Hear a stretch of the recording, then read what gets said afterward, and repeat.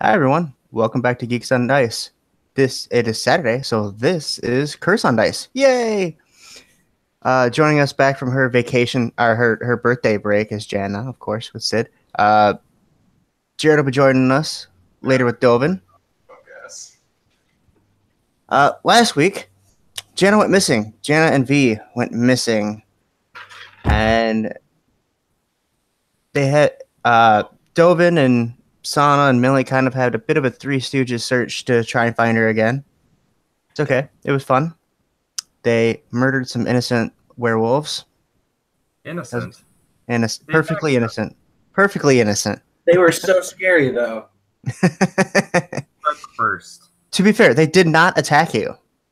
Dovin attacked them, and then they attacked Dovin, then I attacked them. Yeah, they were just creeping in the shadows, watching you. But it's okay. Taking it. How I remember it. Okay. But we obviously have to backtrack a little bit and find out what Sid was doing the whole time last week. So, Sid, start you right off in the shop. Your companions have just walked out of the shop. You're the last one to leave. You and V are the only ones standing in there. Did you want to ask the bartender that I can't remember her voice to save my life anything?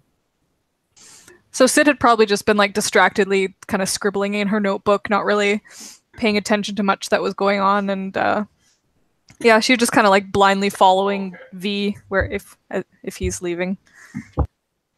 Yeah, so V turns around and leaves. It just kind of like tugs on your arm a little bit. It's like, we're all leaving now. Oh, okay. Sounds good. Lead the way. And you can see Sahnna and Dovin and Millie standing outside, getting ready to take off. And as you walk through, or as V walks through, it disappears before your eyes. And then you can't even, like, it happens so quickly. You're like right on his coattails, and you walk behind, and you go straight from. It was dirty and musty. It was kind of a dive bar, but it was bar and it was warm. To suddenly you're ankle deep, or shin deep, I should say, in swamp water, and it's cold, and the wind's blowing, and you're surrounded by swamp and trees, and several, probably about a dozen men surrounding you all. A few have torches, most do not. And V says, did we take a wrong turn at the door? So, like, Sid, kind of much too late than what she should have, finally looks up from her book and she's like, what? Huh? Oh, did we walk this far without me noticing? He goes, I can't remember. So Sid's just kind of blinking, and then she looks around at all the figures and she's like, hello? A blonde-haired man walks up to you. He's roughly about 6'2", very muscular, shirtless for some reason in this freezing cold. And he says, We've come for our Lord, and apparently you have come along with him. Who are you? I'm Sid. This is V, my friend. Have you seen like two really short women and then one really tall guy anywhere? No, to be honest, we weren't expecting you either. Who? So you said a lord? Yes, and then he nods at V. Our Lord. V? V is your lord? Well, so she like turns to look at V kind of quizzically. He's scratching the inside of his skull through that hole in the back of his head. And he kind of shrugs and goes, as much as a skeleton can go. Yeah. Oh, okay. So she's just gonna kind of wait there and hope for more explanation from these guys. He looks at V, or the big guy looks at V, and he looks back. And he looks at V again. He goes, I'm Turman. And V, as you call him, is the Lord Crowfeather. You know this, yes? Well, yeah, we've heard him called that before, but we didn't know people worshipped him, I guess. And they all look at each other like kind of quizzically. Worship may be the wrong word for it. We owe the Crowfeather family a great debt. We are fine. And you look around and you see that most of the other men here are shirtless. There's like one or two that still have all their clothes on. He says, Bit of a sausage party over here. and then he like looks at you. He sniffs you for a second and says, but you're human, aren't you? You're probably freezing out here. Yeah. Yes, I don't want to take my shirt off. Thank you very much. No, it would be very cold, I'm sure. Uh-huh. Also inappropriate. A little bit.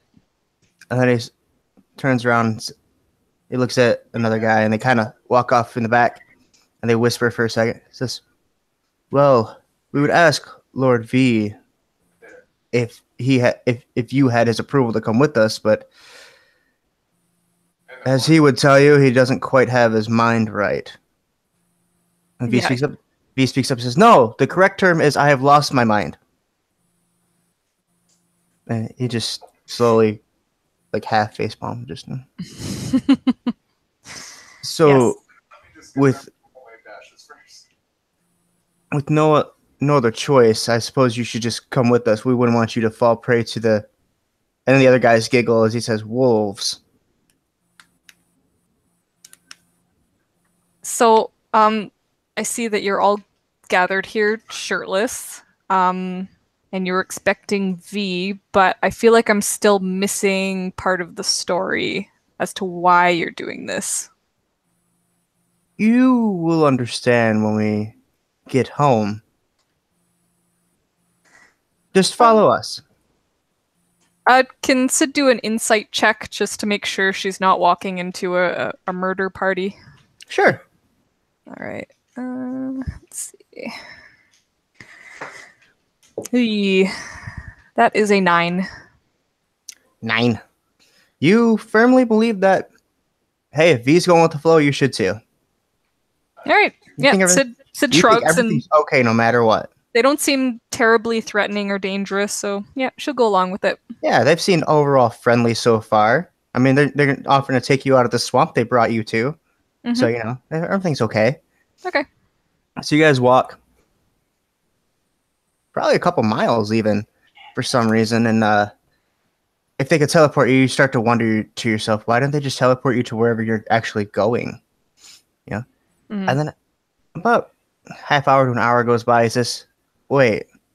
And he turns around and looks at you and says, you had other companions, yes? Yeah. We had a Millie, a Sahnna, and a Dovin. And those are missing. And you said they're small women? And he like holds up Yeah. his hand like your height. It's like, yeah, 2 little ones. One of them kind of looks like a teapot, and then we have like a tall one who's like kind of grouchy and drunk all the time. Yeah. You were not going to miss that teapot joke, were you? He says, okay, so are we talking, when we say small woman, your size or Oh, no, like And half he's my like- size. half your, so children? You could call him a halfling, you know, halfling sized. Understood. And the other, a tall man? Yes. Okay. And he looks over and he mutters in some kind of language you've never heard before. It's a super strange tongue. And 4 of them, you hear them shuffle off into the woods. And if you look, just perception check. Okay. I usually have a list of all the checks you can do next to me, and I don't have them right now. So that is a 11. Yeah, that's good enough. You notice as they walk up in the woods, you see hair start to sprout out their back, just as they disappear into the woods. So They like one of them even starts to like hunch over and lean into the ground as they trot off. So Sid kind of looks confused at first, and then like her eyes light up, and she's like, and she's like, "Are they?" And she starts like tugging on V with how excited she is. She's like, are they? His arm are falls they... off. Oh yeah, she's like, oops. Here, take that back. But He are just they? gingerly takes it back and tries to pop it back in place. Yeah. Like he contemplates for a minute, should I throw it and play fetch or? Yeah. But he looks as baffled as a skeleton face, a skull face can look. Yeah. Are they werewolves?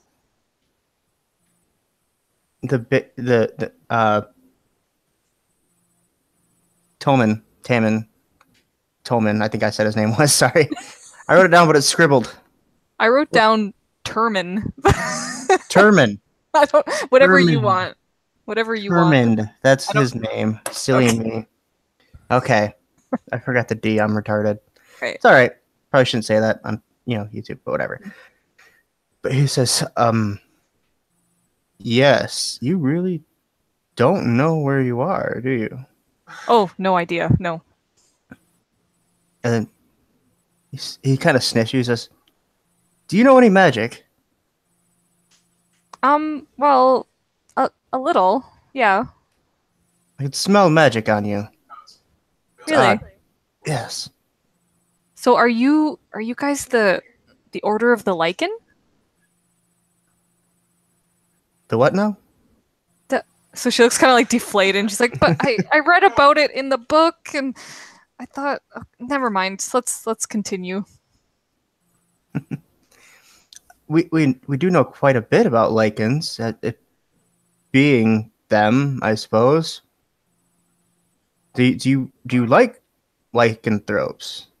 Well, I've always. Or do you hunt them? Are you a hunter of werewolves? Oh and no. Then, like, you can see a couple of them get like an aggressive stance, so you say no, and then they kind of deflate a little bit. Yeah, she's like, no. I find them fascinating. I love lots of types of monsters, except for vampires. They're kind of sketchy, but werewolves, yeah. He like holds a hand up. Vampires are dicks. She's like, yeah, they're kind of. I don't know. I'm on the fence. On the fence. Well, it's a long story. He's like, he looks around, realizes he's still in the woods, and you're probably still freezing. He's like, oh, right. Yeah. He's like, onward march. Yeah. And he leads you off into the woods further. So you finally come to a large clearing. Now, I'm sorry, I gotta pull up a thing here real quick because I forgot the name. There were two other people. Listen to my sound effects because that's so much fun.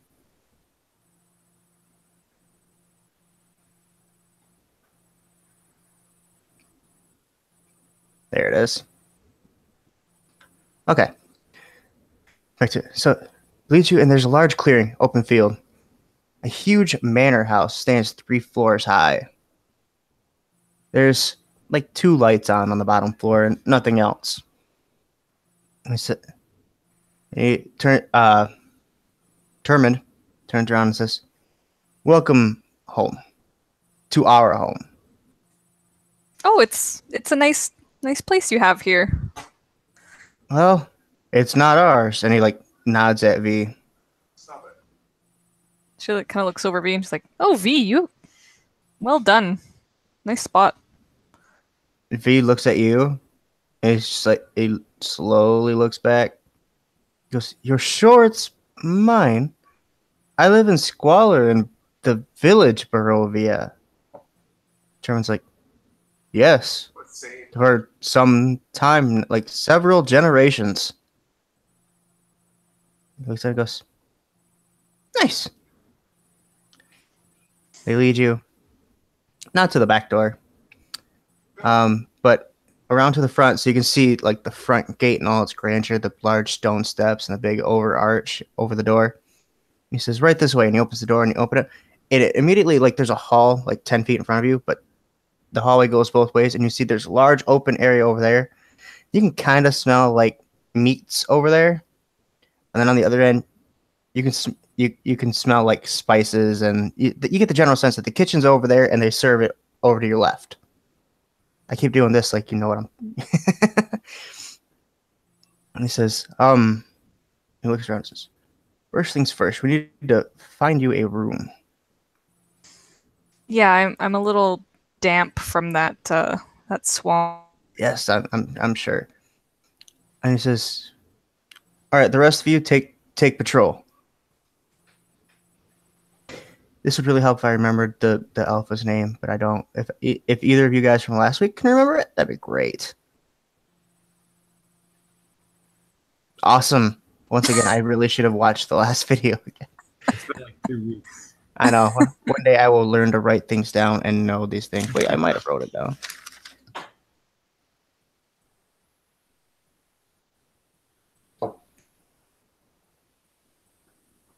Okay. No, I don't have his name written down. That's not what that okay means. Okay. I'll tell you, it takes you up to the second floor. He says, this is basically the residential floor. It's where a lot of us sleep. Sure, it'll serve you fine. When you get up here, it smells like wet dog for the most part. Ugh. And he goes, apologize for the smell. It's a lot worse for us. She kind of like looks down at her cloak and sees like a bunch of fur on it all of a sudden. She's like, oh, okay. Yeah, and like you brush it off, and like a few steps later, you realize there's more of it on, and you just give up after a while. Yeah.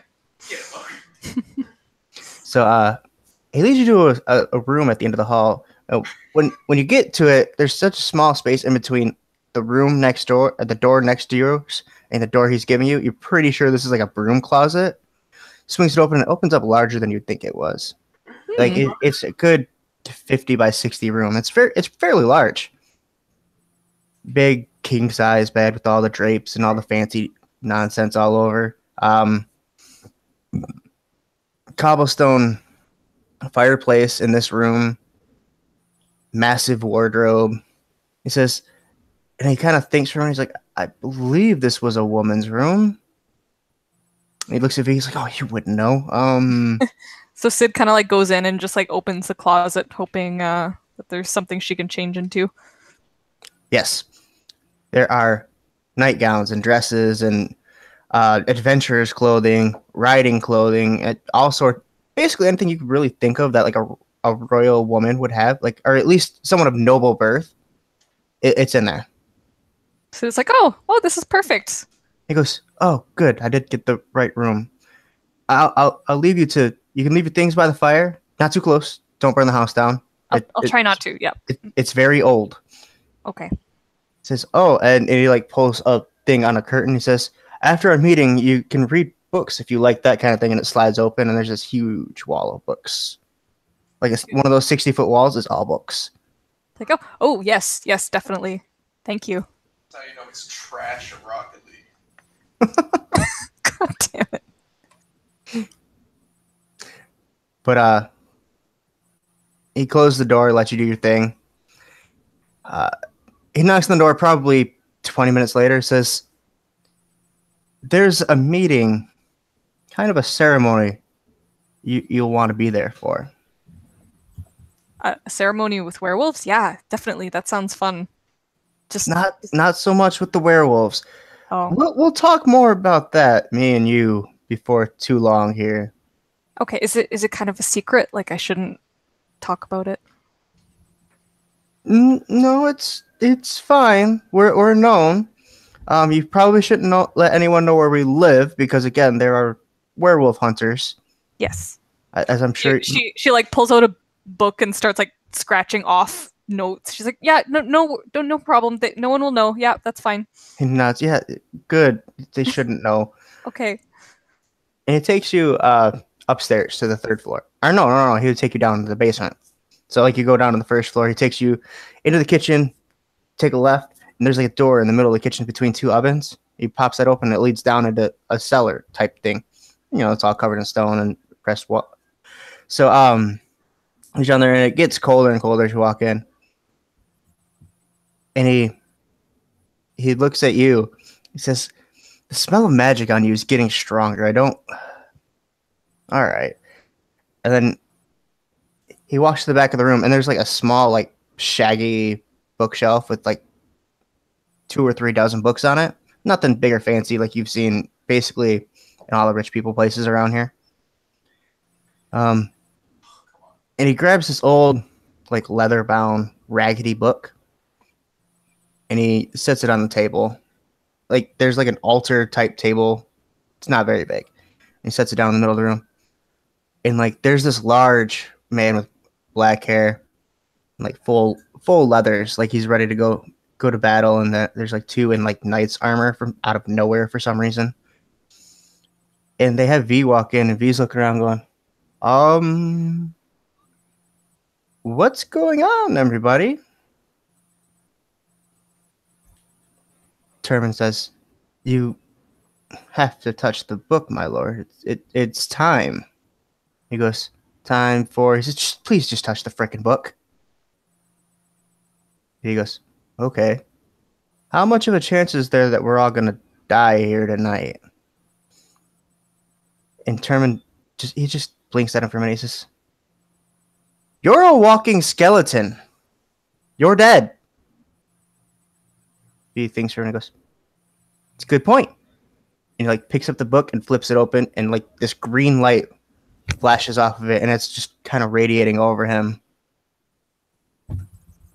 And you see the hollows in his eyes are lit by small green flames. And he's just standing there for a minute. And he slowly closes the book, turns around, and begins walking out of the stairs. He says, Cydia, you may want to read your book. And he walks upstairs.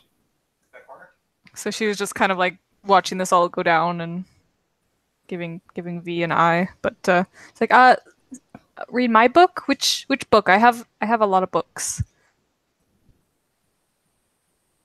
The one about the legions or the history in Barovia, something like that. The one with like the changing text and the creepy castle, and yeah, okay. So she like pulls that out of her bag of holding. She's like, I'm not gonna like have glowy green eyes or something. Is something weird gonna happen? He looks over his shoulder and says, no, Cydia, don't have to worry about that. Chapter 17, if you don't mind. And then he turns and walks out. Okay, so yeah, she opens it to chapter 17. Chapter 17 there's only a paragraph here, and it's listed as a chapter. But the paragraph reads like this. It says, Chapter 17, Raven Hollows in Barovia. It says, Strahd summoned the Raven Hollow family to add to his army's power, but the Raven Hollows twice refused. Upon the second refusal, Strahd mounted an attack against the Arcane family, slaying nearly all of them in a single night. The remaining few were on the run for several months before launching an attack. Misguided and believing they have acquired the power to kill Strahd, and with the help of the Ata Bastel, the attack failed, slaying the last of the rebels and bringing the Ravenhollows to their knees. The last son, Victor Ravenhollow, was burnt to nothing but a skeleton, leaving only Beatrix, Karen, and Owen Ravenhollow as the last living Ravenhollows in both their home realm and all of Ravenloft. In exchange for their loyalty, Strahd agreed to let these three live as long as they changed their family name. He made them do this both to disgrace the family and erase the Ravenhollows from their prominence, and because he felt the name was too close to Ravenloft. From this point on, the Ravenhollows became Crowfeather. Became known as Crowfeather, sorry.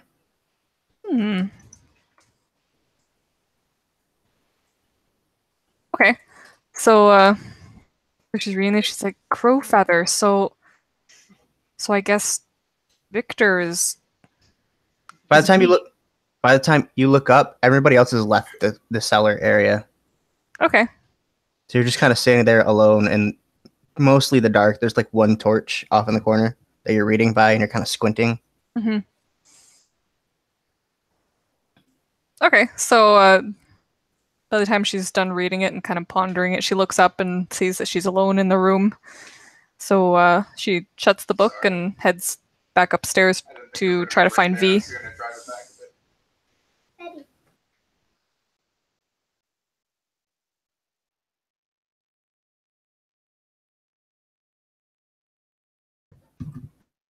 Sorry, my daughter's bringing me things. So, yeah, so you go back upstairs and you're kind of standing in the kitchen, you're looking around. And a stout lady, kind of reminds you of Millie, but this one's taller. Short and plump, and she says, "Dear, they went back upstairs. 3rd floor. Take a right, 3rd door on the right." So bad. Oh, okay. Thanks. And Sid does that. Okay, so you head back upstairs, but when you get to the 2nd floor, you can stop by, I just wrote his name down too. Terman.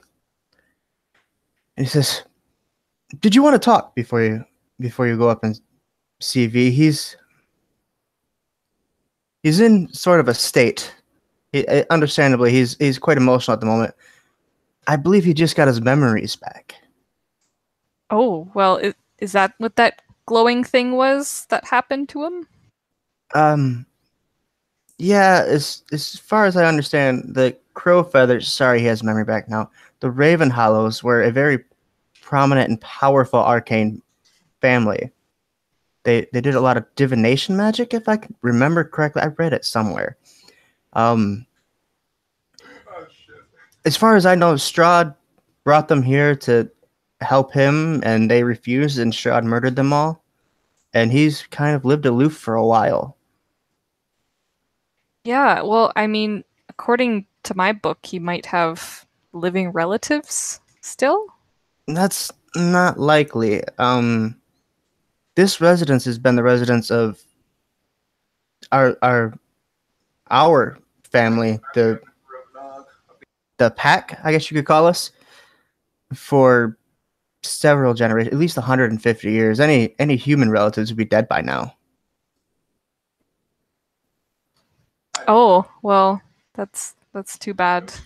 He says, "Hey, you know magic. Do you have any idea how Strahd could be or not Strahd? Sorry, I know how Strahd's alive. V could be alive." So she kind of just like scratches her chin. She's like, well, I mean, the other person in my group would be better to ask about magic. She's kind of better at it than me. I just know a little bit that my adoptive parents taught me. So I don't know." No. Okay. And then he like gestures to a table that's conveniently there, and he says, "Sit with me for a minute. You wanted to talk about lycanthropes, correct? You said something about the order of the lycanthrope. That's something I've never heard of." She's like, "Yes, well, I read in a book about it, like an ancient book. It was in a library, and there was this strange sect called the Order of the Lichen who they undergo this like whole process called the taming. Have you heard of that before?" He says, "Dear, we live in Barovia. Anything to do with tame and werewolves does not make sense here." Oh, okay. Well, so were you born a werewolf? Yes, I'm in fact a 5th generation, I think it is. Really? And we belong to and he's like, "I don't know how much I should tell you, but apparently Lord Ravenhollow believes you're trustworthy enough. We belong to a small group that was thought to be killed off called the Atabastal, which is apparently our origins were our ancestors were trying to slowly become animals in some way. And of course, when you try to mess with nature, things are going to go horribly wrong at some point. So you're kind of like experiments gone wrong? Our ancestors experimented on themselves and others, and so yes. Oh, okay. That's interesting.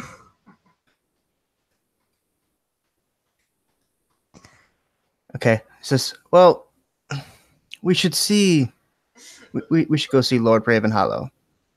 Mm-hmm. And then he starts walking up the stairs, and you follow him. And sure enough, get to the top step, take a right, 3rd door on the right. You walk in. And V's sitting at his desk, his like head in his hands, and his body's shaking. And you're pretty sure that if he was human, if he was still alive, he's probably be crying right now. Is what it looks like.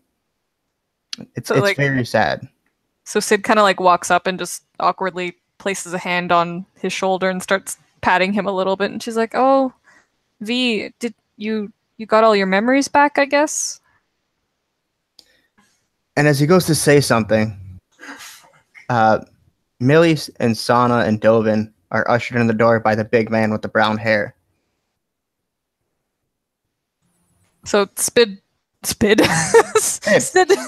spins around, and Her other nickname. yeah, she's like, "Oh, hey guys, long time no see. I guess we got a little separated there." What happened? What happened though? What happened? I'm not completely covered in dirt. I mean, I was right behind you, and then I was in a swamp. So What spell did you cast?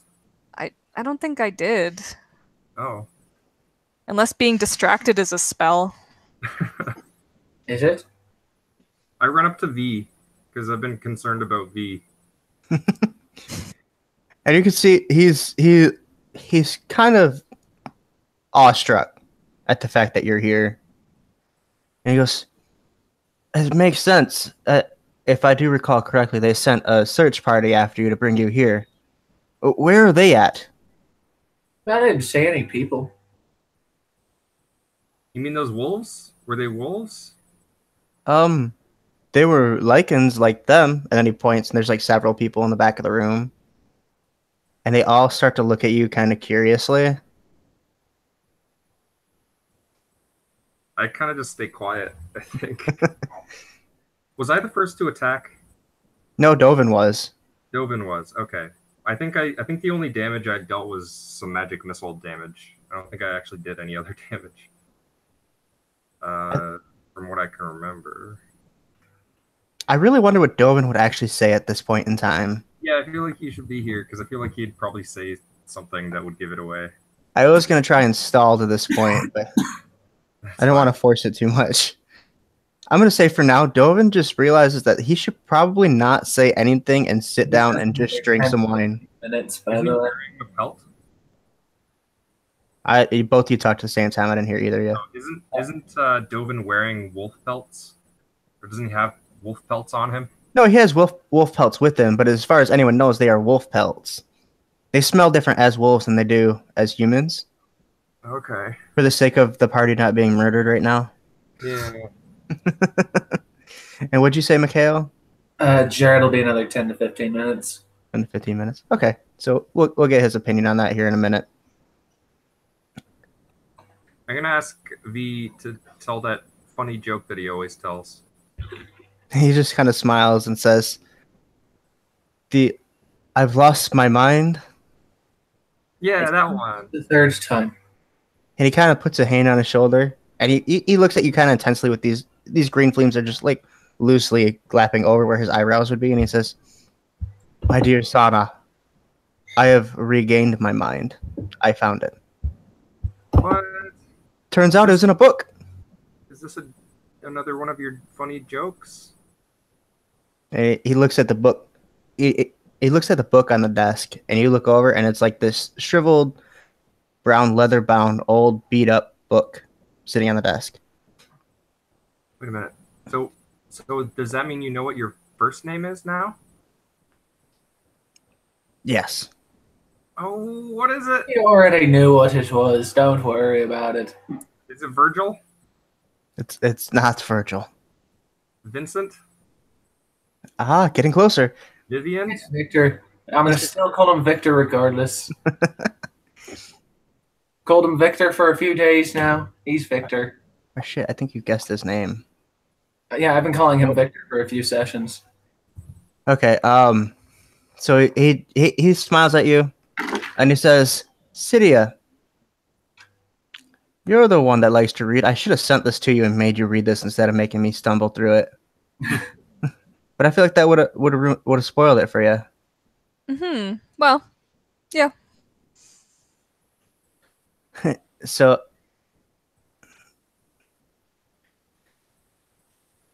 this book, it just on the cover or on the inside of the cover, when you flip it open, Sid, because he says, "City, I believe you're the one that likes to read. Read this aloud."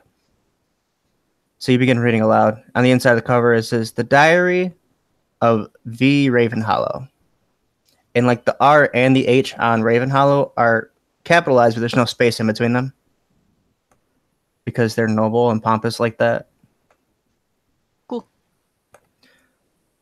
And it literally reads like a diary. Which, by the way, this was not this whole project did not start out as a diary, but it turned into that. Just a fun side note. Dear diary. Not quite to that extent. And I gotta plug my mouse in real quick because this will not scroll properly. Well, everything's gotta be difficult. I'm sorry. I should have had this already, but I was charging my phone. There it goes. So it's the third day of the 6th month. Finally, only a week before I marry my beloved Genevieve. I've waited so long for this day to come. Today I finish business in Willowbark, then I leave for the family estate. She and her family should arrive in 3 days' time. I've met Jaron Gravine before on business. He's a pleasant enough man, easy enough to get along with. I have not yet met the Lady Gravine, but I've heard some good things, though they say she was once a fierce maiden of war. The men of Cetera feared her to the point of being dissolved and joining the Grey Spire. I am both excited and afraid to meet her, but Jen tells me her temple has since cooled. We shall see. Next entry. This goes on for a while. Sorry, guys. I got carried away with it. And I'm going to read the whole thing. Next entry. 5th day of the 6th month. The deals are set. I am off. I am now the owner of Saran Hall Fishing Corporation. Company. Why did I say corporation? It says company right there. I'm retarded. Soon to be the Ravenhollow Fishing Co. Their ships, along with the ones that I have bought, should set sail on the 10th of next month, and my bride and I will depart to our new home not far from the port. I won't even have to leave for work. I'll be able to teach my own children magic, and I'll be able to teach them defense, teach them the family business, and how to live as proper Ravenhollow should. I can see my darling Jen every day, and this is the first marriage for love her family has ever allowed. I hope her parents are truly understanding and do not try to shun us away for this. Next entry. 6th day of the 6th month. Jen has arrived. She's radiant as ever. Her father's excited. Later today, he wishes to take me to hunt, and tomorrow he, father, and I will fish. We'll go fishing. The Lady Gravine doesn't seem to be very happy about her only daughter. Set to leave with me. I suppose maybe because of my lack of military history, but there's not much I can do for that anymore. There's too much to be done at home. I've just returned from the hunt. Sir Jaron has asked me to be a partner in his textile venture. I decline for now, of course. If he asks after the ceremony, I will accept, but only as family, such is the proper way. I have also spoken to the Lady Gravine over tea after the hunt, and she is happy that Jen and I are marrying for love rather than for a leechish family doing so to stay out of poverty.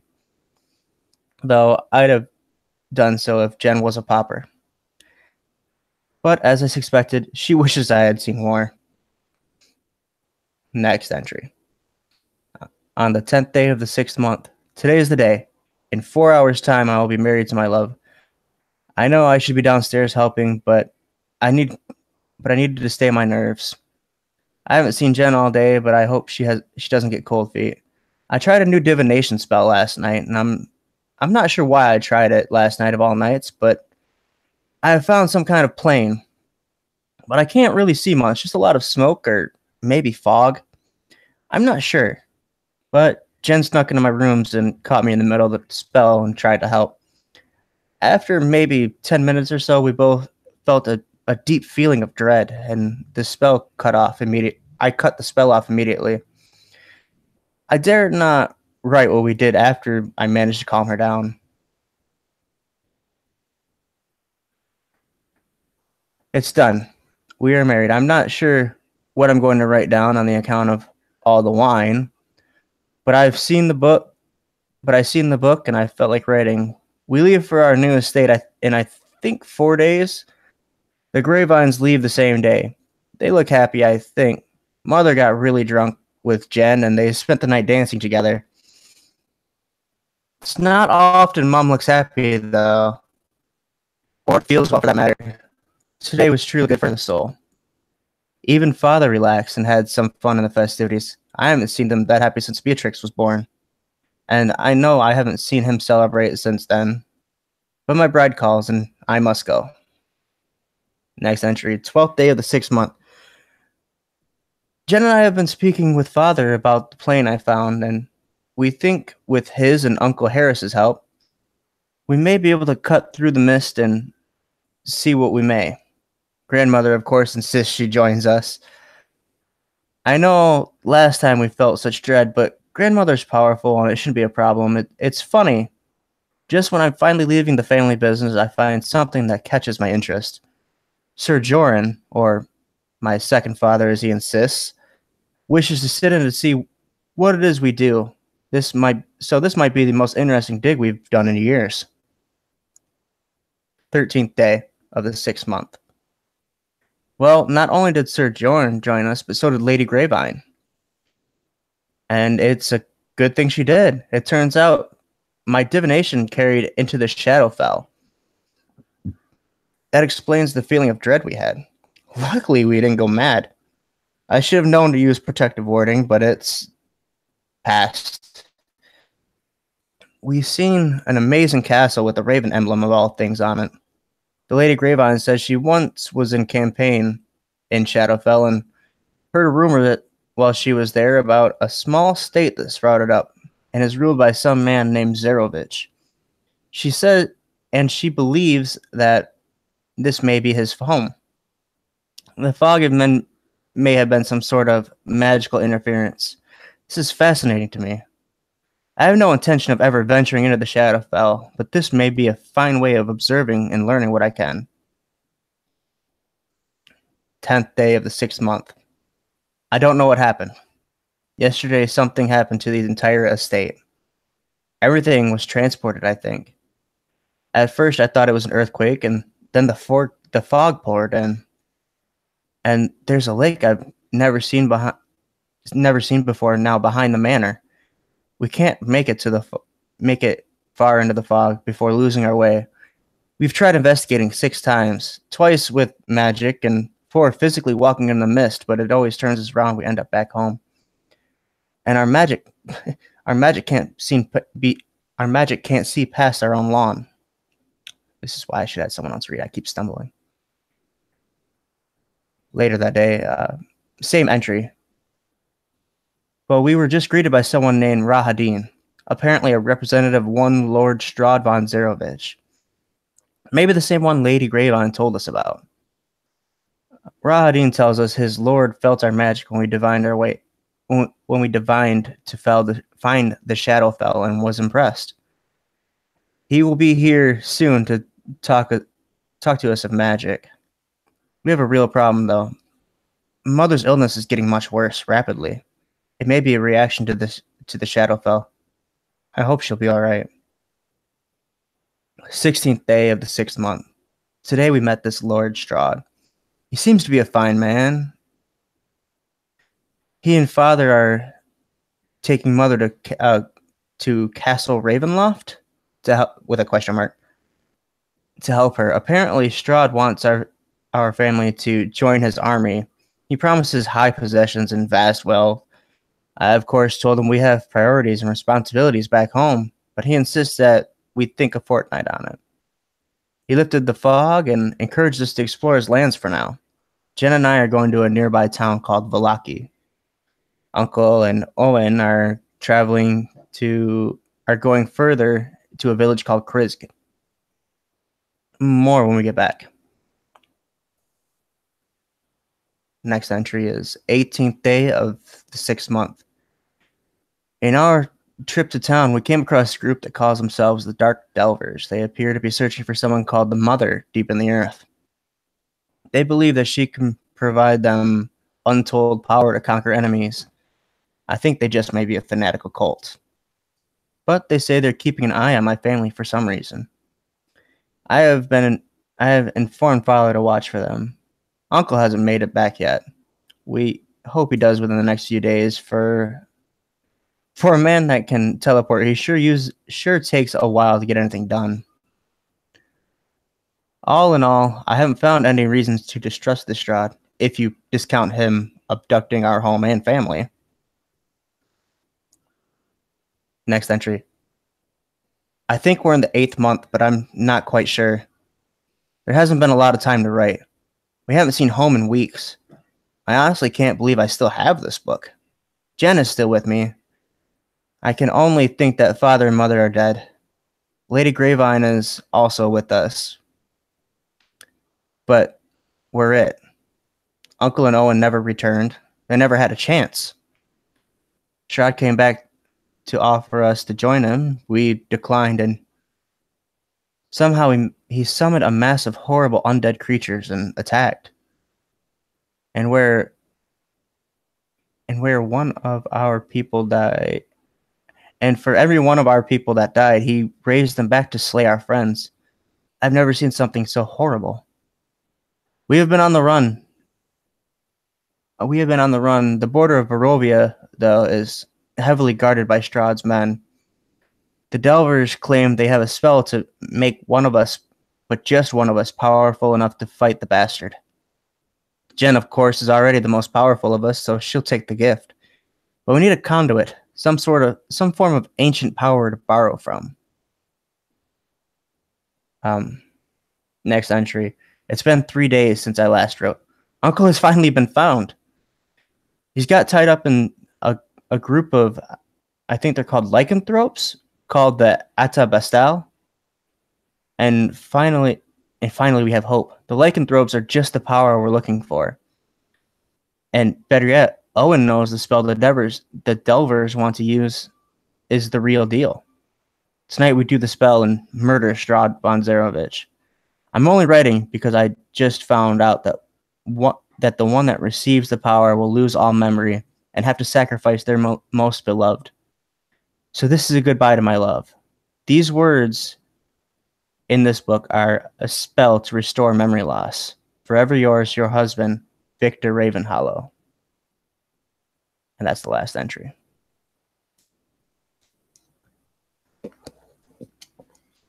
Dang. That's some heavy shit. Victor nods. He says, that night, we tried to perform the ceremony. I was fully aware and prepared to be the sacrifice. But, of course, Genevieve being Genevieve, she deflected the spell somehow and sent a sort of immortality into my body. The corruption of the spell that was used caused a massive explosion. Had we done it at home like we were planning on doing, rather than outside of Strahd's home, this house would not be here. But all I remember is Genevieve smiling, people chanting, wolves hollowing, and then the heat. So much heat. And then blackness. And then when I woke up, I couldn't remember anything. I didn't even know this book existed until tonight. At least, I couldn't remember that it existed.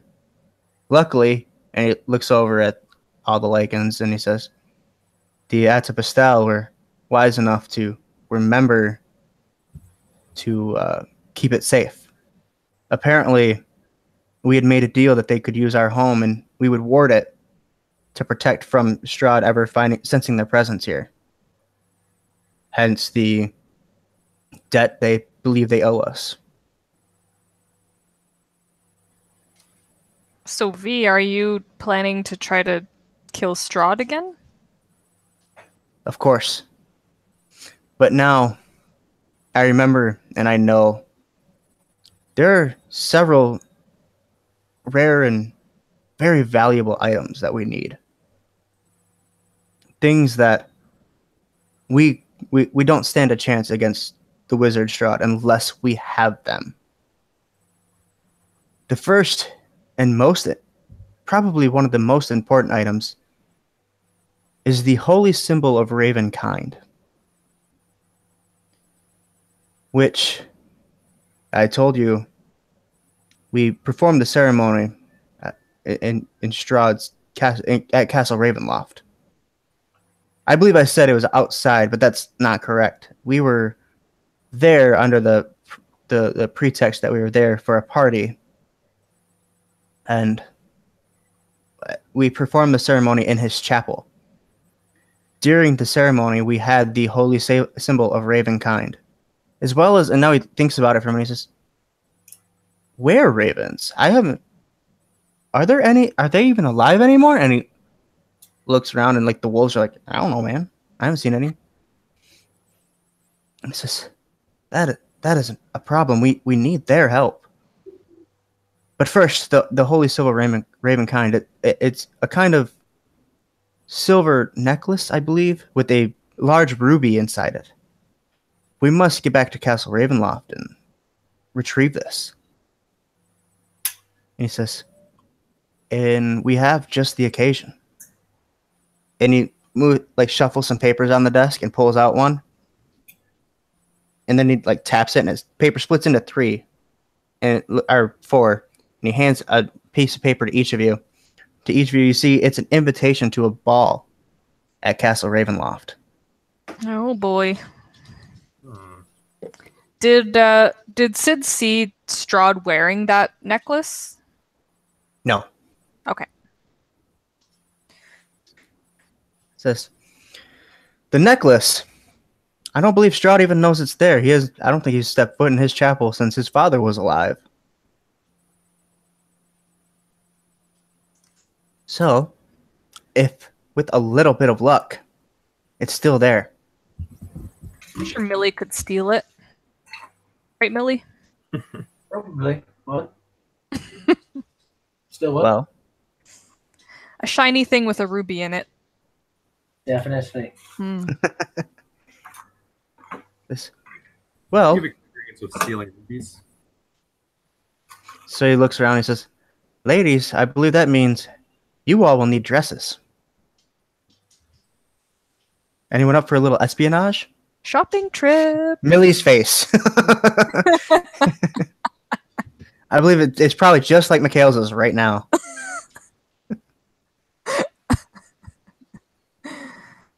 No. No. He looks at you and smiles and says, yes. Kind of snake in a dress. We could make it tight-fitting. Or would looser work better? I don't know. Never worn one. What are those ones? The tearaway and you have leggings underneath? And Yeah, a tearaway skirt. We could probably do something like that. Or a jumper. Mm-hmm.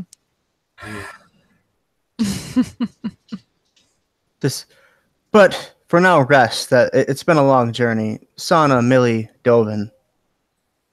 We'll find you rooms. And he points to a couple of the wolves, and they lead you guys out of the room. It says, Cydia, you should probably get some rest as well. So, just do Sid first. You catch up to them, Sid, as they're being led down to their rooms, because I'm sure you want to know where they're sleeping. Sure. You know what I forgot? And I can't believe I forgot it. Somewhere along the way, you're supposed to meet up with Ismark and Arena. Uh-oh. I don't know how I forgot that. Pretty sure that's the last thing. Pretty sure that's the last thing that happened last week. You know, it's bad. I wasn't even thinking about asking about them. I was about to ask him if he knew about Gertruda. Oh my god. Freaking warpath with that. She's curious. Unanswered question. That I actually had planned for, by the way. That was going to be resolved pretty soon, if not this session, next one. No spoilers. No spoilers. Can't believe I forgot about them. So yeah, retcon. Arena and Ismark, you totally met up with them along the way, Sid. Like a group of other wolves like brought them to you, and like you all went upstairs and blah blah blah blah blah. They have their own room, and they were totally there the whole time. You had the big, geek out girl crush thing going on with Arena, as you always do when you see her. Big hug, and then we caught up on stuff, painted each other's toenails. Yeah. Et cetera, et cetera. Arena didn't tell you about what happened between then and now. She hasn't said anything about it. Okay. But she kind of keeps getting this far away look every time you bring it up. So Sid, when you go back to your room, of course you go to check your clothes to make sure they're warm or dried out. You go there and there's a strange brown cloak sitting on top of it. Sid will inspect it. Okay. We put it on. Sure. I have to know specifically. Yeah, she'll try it on. Okay, so as you put it on, you just look around and you're looking at it, and like there's like one of those super polished metal mirrors in the corner, so you go over to look at it. And when you walk over and you look at it, the whole cloak, there's obviously like your window's not open, but the whole cloak is blowing out to the right. Nice. Sid's like, ooh. So yeah. Best I look so cool all of a sudden. So happy birthday. That is the cloak of billowing. Oh, that's awesome. I'm so happy. I'll wear it always. Yeah, I think you said something about that like first session we had about the cloak billowing too. So when you rolled that, I was like, no way. That's awesome. Perfect. Yeah. So cool. Okay. So Sid's probably going to spend a few hours instead of reading playing with her new cloak. I'm sure. She's going to show Irina, like, first off. Like, check this out. Irina kind of looks at you, and she has one of those faces that you can tell she's trying to not be jealous, but she's totally jealous. Yeah. Yeah. That's appropriate. She's kind of sitting there. Like, a begrudging smile, like, cool. Yeah, that's you're great. so lucky. Yeah. That's just freaking exciting. Good for you. Nice. That's perfect. So, Arena has a room next door to you. Next door to her is Ismark. The next room is Dovin. Across the hall from Dovin is Millie. So, Millie, you walk in the room and it's all wood and dark wood. Like, you've seen the other rooms. You know what they look like. They all seem to have a glimpse of one of those other rooms. They all have those cobblestone fireplaces, but you've only seen like 3 smokestacks on top of the house. But whatever, magic is magic. You just heard that the family was, or you wouldn't have heard it. Never mind.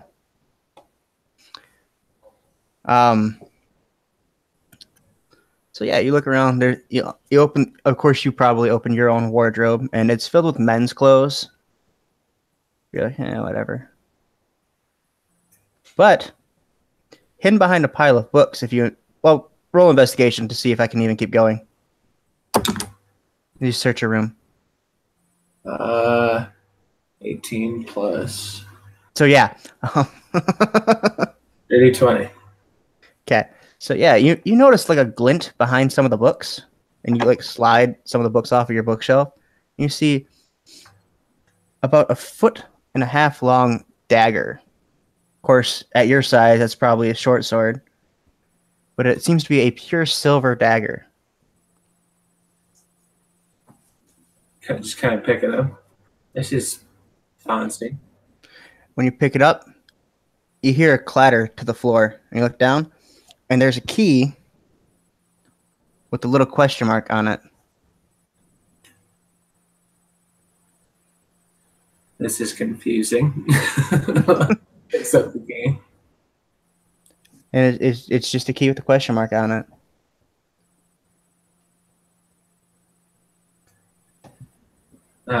Stuff the dagger away and examine the key more closely.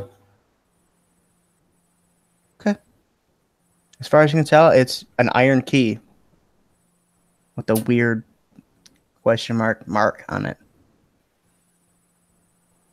Better not be the key to the frog box. To what? Frog box.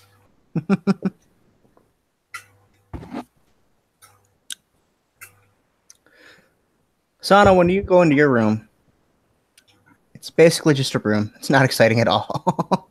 Aw, It's just another room. I wish it was my birthday. Actually, that's not true. Hey, okay. Because I had something planned for you before all the birthday stuff. But you have to roll you have to roll when you walk in the room. Just roll a perception check. Sure. 18. Okay. You walk into the room and there's like a vanity thing off in the back corner. You walk over and look at it just out of curiosity. I don't think you've ever really been a vain person, as far as I've known. But hey, Jared's here. Holy crap! There's no robot noises. Right? It's like he's using his computer or something. What is What's up? this? What's up? Okay, so Sahnna, Yes. real quick before we say hi to Dovin again. Okay. So you walk up in the vanity and you see like there's a mirror that's overturned and there's like perfumes and stuff. And you're playing with things and you turn the mirror over. And when you look at it, no matter where you angle it, there's like the silver around it, and then the glass part is dark. And like there's a thin yellow glow at the bottom of the mirror. Can I see myself in it? Nope. It's just a black. Yep, and there's a low glow below it. Or no, it would be like on the side of it. I'm sorry. On the side. Like a straight line. Wait, I'm having a hard time picturing this. Okay, so it's a little hand mirror, Yes. and it's like silver, and the actual mirror part is just black, and then there's a yellow light Okay, so along the edges. you guys get to see my horrible drawing real quick. Okay. Okay, so apologize, I'm not an artist. Okay, so like when you pick up the mirror, like this is the outer ring where the silver would be. Right there, it's all black, and then like there's just like a straight black line across the side. When you pick it up, no matter how you turn it, no matter how you try to catch the light, that line stays there. Just a little black line. The line is yellow.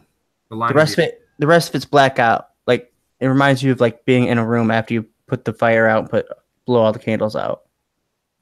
And then the more you think about it, you're like, you think about it like if the hall, like if the lanterns in the hall are still on, there's that thin yellow line, or that thin yellow light that flows through from under the door. Okay. It kind of reminds you of that. I'm gonna touch it. You want to touch it?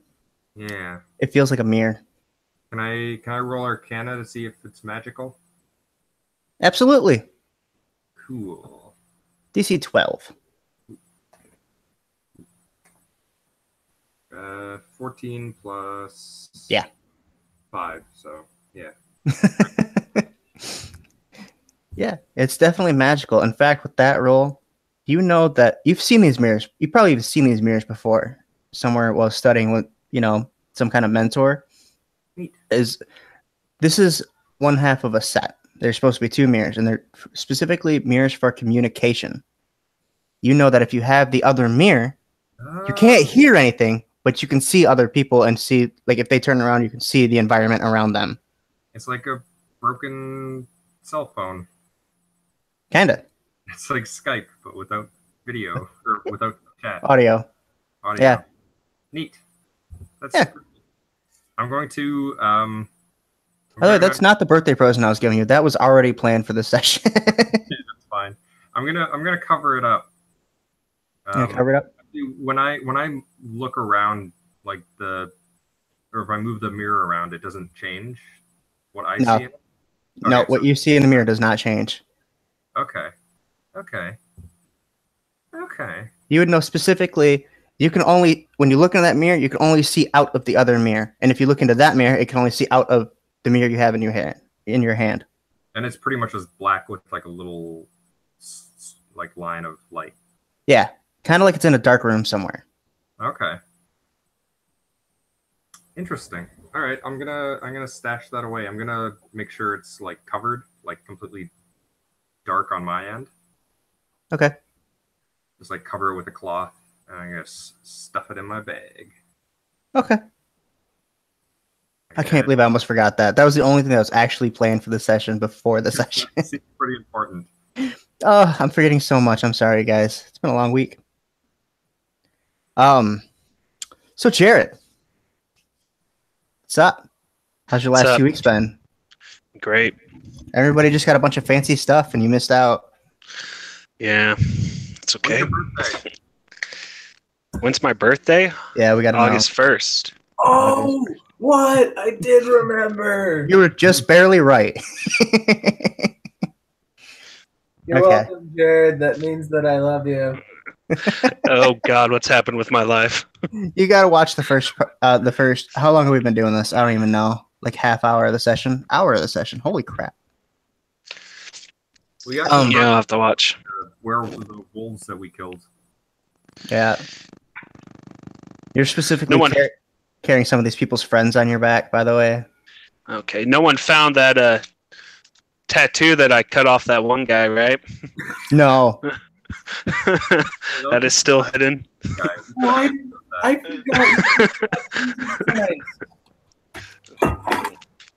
Yeah, we should ask somebody about that dead body that we found.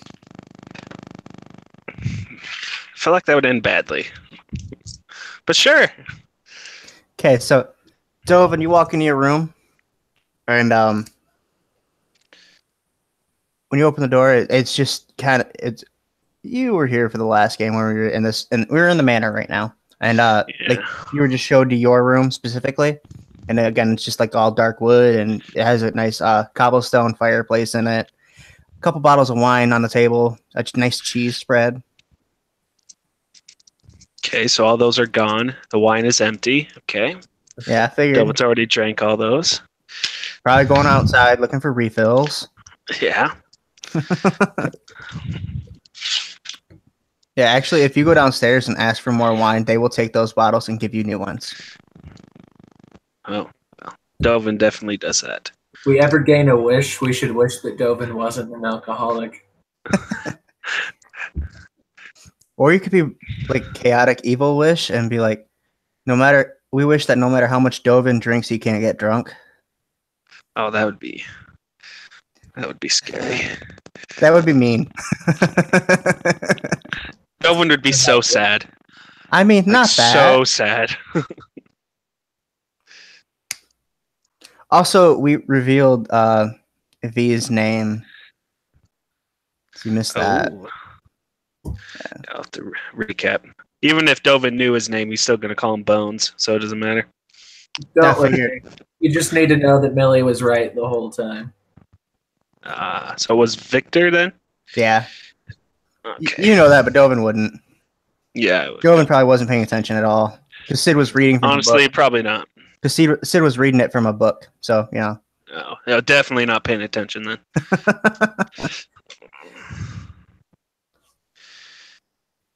Also, you just received an invitation to go to a fancy ball at Castle Ravenloft, invited by Strahd. Ooh. And to Millie's horror, they're trying to make her wear a dress. Ugh.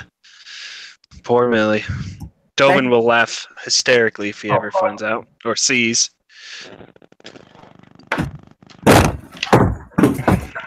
Oh, jeez. No need to get that angry, Mikhail. Let's throw his chair around. My legs are a little bit too big for my chair versus my desk, so when I switch to cross legs, sometimes I break things. Okay. So yeah. Oh. So yeah, after like like you guys all spend the night. You do your various things. Sid, of course, spends the whole night playing with the new cape, and for one night, she makes Arena jealous and doesn't read books all night. And Definitely, yeah. She's just like walking around the hallways, going like, whoosh, whoosh, whoosh, and just like, yeah, loving it. So I just kind of assumed what Sid would be doing. What would Sahnna be doing for the rest of the night? I don't know. I'll probably be walking around the house. I'm a little disappointed about the origins of Victor, because like he's like immortal and he wasn't like brought back to life, so it doesn't really help me in my goals. So I'm probably just like wandering the hallways, inspecting like paintings and admiring the architecture. Right. We'll get to that in a second. What about Millie? What would you spend the night doing? Mostly looking at the key, tossing the knife around a little bit to get its balance felt out, and searching every nook and cranny of the room for leftover change or something. Okay. Roll an investigation check real quick. Oh, I get to reroll that. Guess you rolled a 1, huh? Yeah, I love being a halfling. Not a lot better.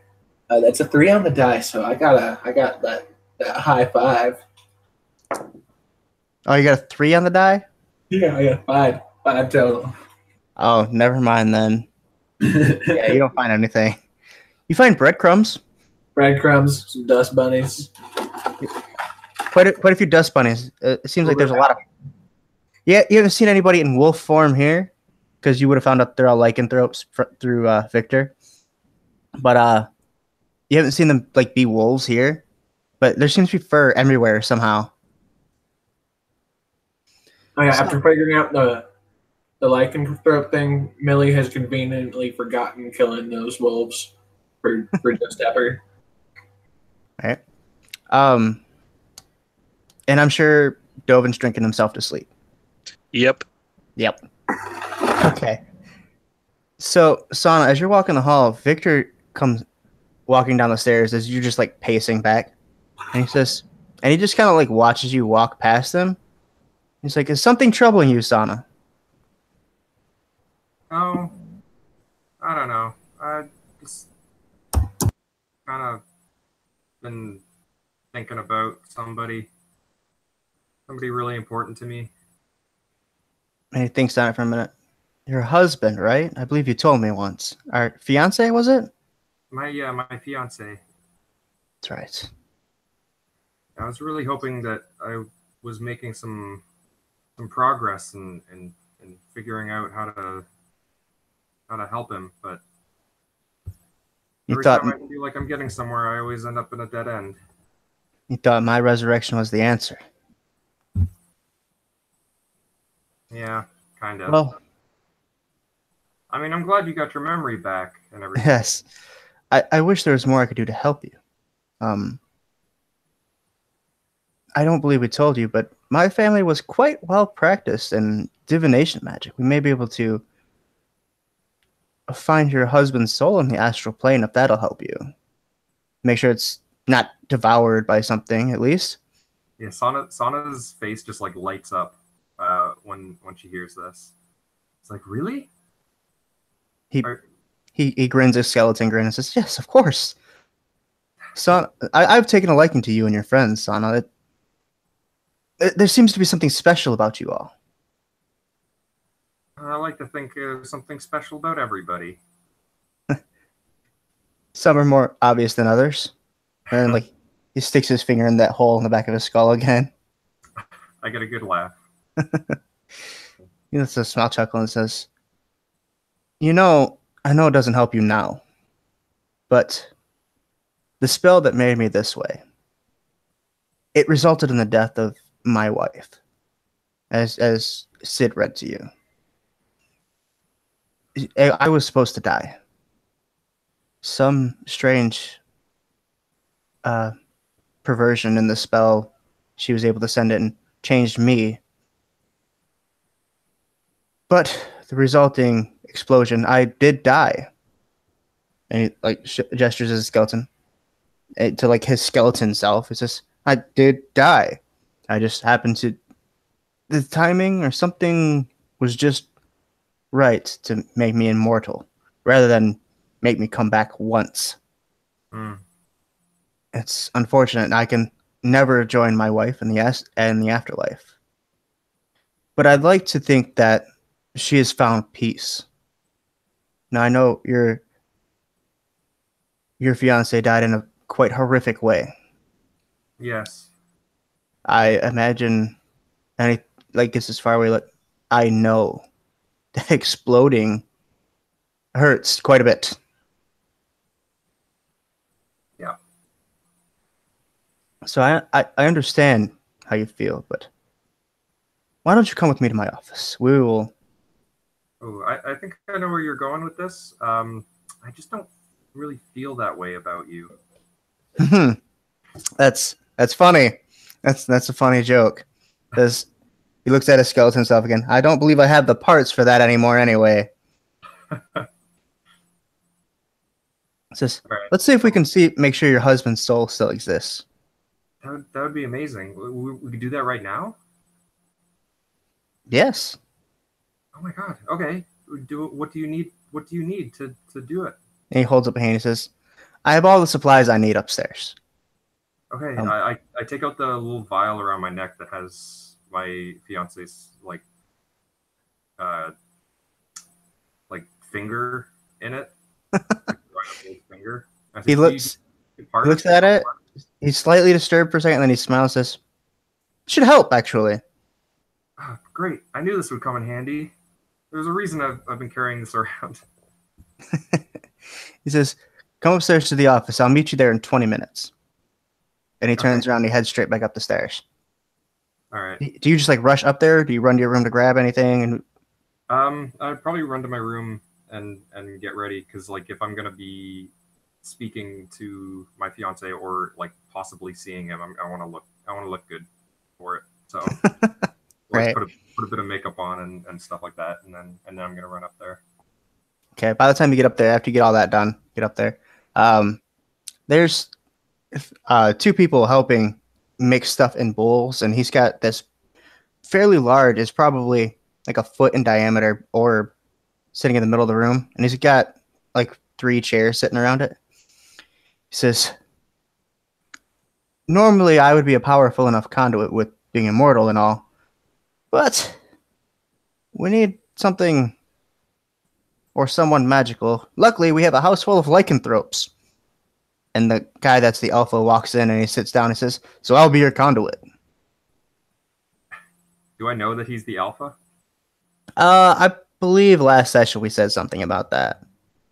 I kind of like squint my eyes and be like, I'll be the alpha soon. What Like was that?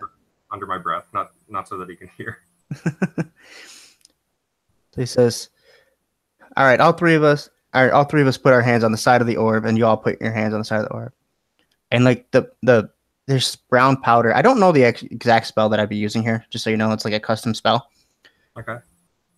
The powder begins to puff, like small puffs from it, and then it begins to burn.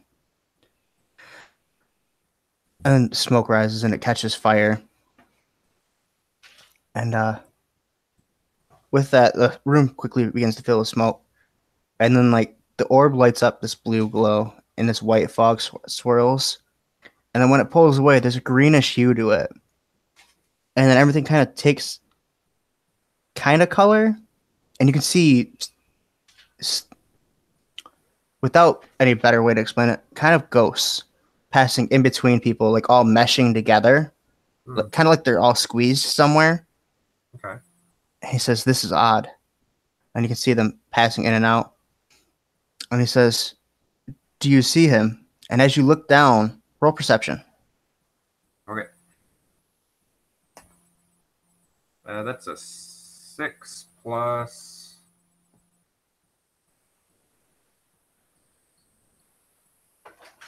So 7. 7? Yeah. Not great. Sure. Says, do you see him anywhere? This is very difficult. He says, oh, right, the finger. And he sticks out his hand. I put the finger in his hand.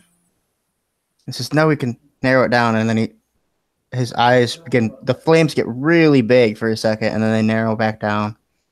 And all these souls start to just get kind of pushed away. And finally, describe your husband as you finally see him, or your fiance as you finally see him. My fiance is a handsome halfling with sort of a tuft pompadour kind of hairstyle, and kind of like a bulbous little nose. He's got a little scar on his chin that he got from fighting let's say just like a rabid dog that had sort of tried to attack me. It was kind of like how we met. He's wearing, I guess, just the same clothes that he was wearing when I found him. Right, he had been wearing the same clothes the night he died. Yeah. And then you see him, and I'm sure Sahnna has this big smile on her face at this moment. Oh yeah. And Victor looks up and looks at your smile and says, I see by your smile we found him. Yep, that's him. How do we get him out? How do we get him out of there? Can we talk to him? Can we get him out? We would have to venture to the astral plane. Let's go. But we know his soul isn't destroyed. I can't quite get us there. And the other souls begin grouping in. And he says, this is strange. And he hands you back the finger. And then he says, he moves his hand over the ball a little bit. And it zooms out. For lack of a better word, it zooms out and then zooms out a little more and very slowly. And you see you see a small gem. About the same size as the finger you're wearing. And then you see as it zooms out a little more, you can see it's on a necklace. And you can see it's on someone's neck. Someone with red skin. And then he loses it. The orb cracks. And he just his eye sockets get really wide. And even the alpha looks at you like, that's not supposed to happen. He doesn't say anything, but he just has that look on his face. Mm-hmm. He goes, I don't know what to say. All of the joy that was in my face is drained as soon as that happened. I got my hopes up so high, and then they just kind of went crashing down. Victor, did you recognize that? What was that thing? Is my fiance's soul trapped? the charm on whatever that was his neck is, how do you say, extra dimensional? No matter where the creature that's wearing that necklace is, that charm, what exists inside of the charm is the astral plane. I don't know a purpose, and I don't know any purposes in having something like that. That's a good reason. You looks at his eyes. His eyes kind of shrink a little bit, and he looks kind of sad for a skull, and says, "We have to get you out of Barovia. You have to help him." He's not. Yeah, I guess that's true. I don't even know where to start looking, and now. Well, we know one thing. In order to retrieve that charm, it's not in the astral plane. That helps some. Mm-hmm. Not a lot, but some. Yeah, I mean, it definitely narrows it down. Not really. He kind of scratches his head. So I'm trying to stay positive, but I'm afraid I've only dashed all your hopes. Do you have any books on demons? He thinks you're in it. No. When my mother was sick, they took all the books on demons and exorcisms and curses to Castle Ravenloft. Hmm. Guess where they still are? Oh, I see. Maybe I can, if I find a book, maybe I can figure out or narrow down which demon that could have been, with the red skin and the amulet. This red skin is quite a few demons. Yeah, I know. Or it could even be tiefling. Could be succubus, incubus. There's so many fiends. Hmm. It doesn't even have to be a fiend. And he just looks more frustrated with himself. Yeah, I'm kind of like real frustrated. He looks up and he says, "I swear to you, Sahnna, we will discover what happened to your fiance, and we will save his soul from whatever horrible thing that thing may be planning with him." I'd be happy with, at this point. I'd just be happy to free his soul. But like, I still want to bring him back. Not to mention all the other souls that happen to be with him. Yeah, them too, I guess. Okay, I'm gonna like kind of sulk back to my room. And as you reach the door, he says, "Sahnna, I'm sorry. I did not want to make your mood worse." No, I have hope now. I know he's still out there somewhere. And then I open the door, and as I walk out, I just say, "Thanks." I close it and I head to my room. You just hear as you close the door, "Good night, Sahnna." And then bang, you shut it. Okay. So, Sahnna, you just kind of like creep down and sneak past, Sid's room. Sid's probably like jumping off the bed, seeing how the cloak billows as she jumps. Arena is like, there's like scratch marks on the table from her just clawing the table. She's super jealous. Is the door open, or is the door just closed? I don't know. Is your door open?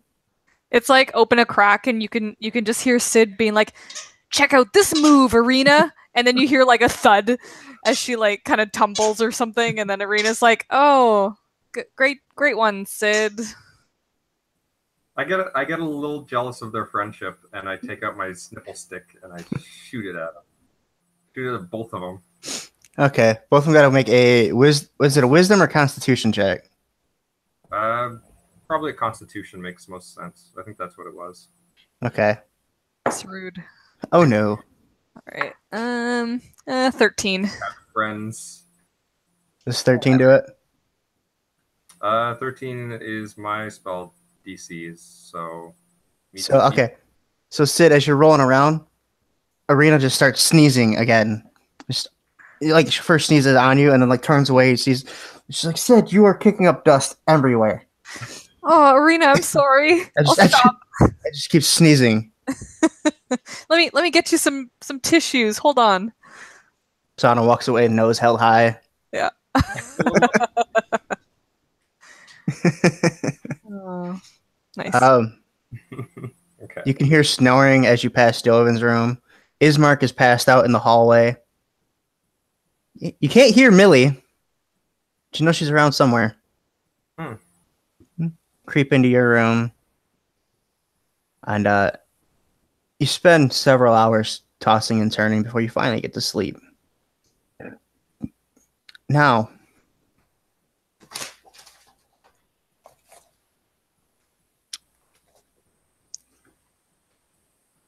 you fall into a deep, dark sleep after a long period of restlessness, and you begin to dream. You're gonna dream. So in your dream, you wake up and you're sitting in a chair, like a high chair, like you're like 4 feet off the ground. and there's like a small table in front of you, and like materialized in front of you is a guy with like an oval shaped head, horns curling, a lit candle on the top of his head. He's got red skin, big eyes with yellow irises, and he's got more human shaped hands than claws or anything. You can see a tail flip around behind him. Mm-hmm. But he's standing on the chair and leaned over, and he's like half a foot shorter than you. Oh, okay. And he's reaching out one of his hands to you to like shake your hand. I don't shake his hand. He just stares at you and says, "Come on, just do it. Just shake the hand." Is he Okay. wearing an amulet? Nope, no amulet that you can see. I ask him what his deal is. But he's wearing a very nice, it would actually be a modern suit. So like black and white, black tie. He's dressed very nicely. I ask him what his deal is. He says, "Right, I should introduce myself. Sorry, new to this job. My name's Bobble." Bobble. This I kind of snicker a little bit. I'm glad you find that funny. I'm here to talk to you about your dead fiance. We should probably just give him a name, right? Yeah, probably. Call him Filber. Filber? Yeah, his name is Filber. Okay, he says, "I'm here to talk to you about your dear Filber." I'm listening. So we've been waiting to hear this for a long time, that you know he's trapped in a soul trap. Yeah. Little charm thingy about this size. He holds his fingers up. Usually like a ring or a necklace or something like that. Yeah, I just found out about that. What's going on? No. Well, someone's gonna use the energy from his soul to do something, some kind of spell. I don't know yet. There's a lot of different spells you can use souls for. But Filber's different. He's the only one with someone actually still looking for him after he's dead. So we came to talk to you. Make a deal. He smiles up big. He had you can see he has canine fangs, but the rest of them are like regular teeth. He's got this big, bright white smile. He just smiles at you. Okay. Says, "We know where it is. Luckily, it's not far from you." Oh, that's more information I'm supposed to give you already. Where is it? Where is it in Barovia? Where is it? You have to tell me. I can't tell you. You see, and he leans back in his chair, and like his chair leans back, and he like sits forward and looks back, like you didn't see that. This. You see,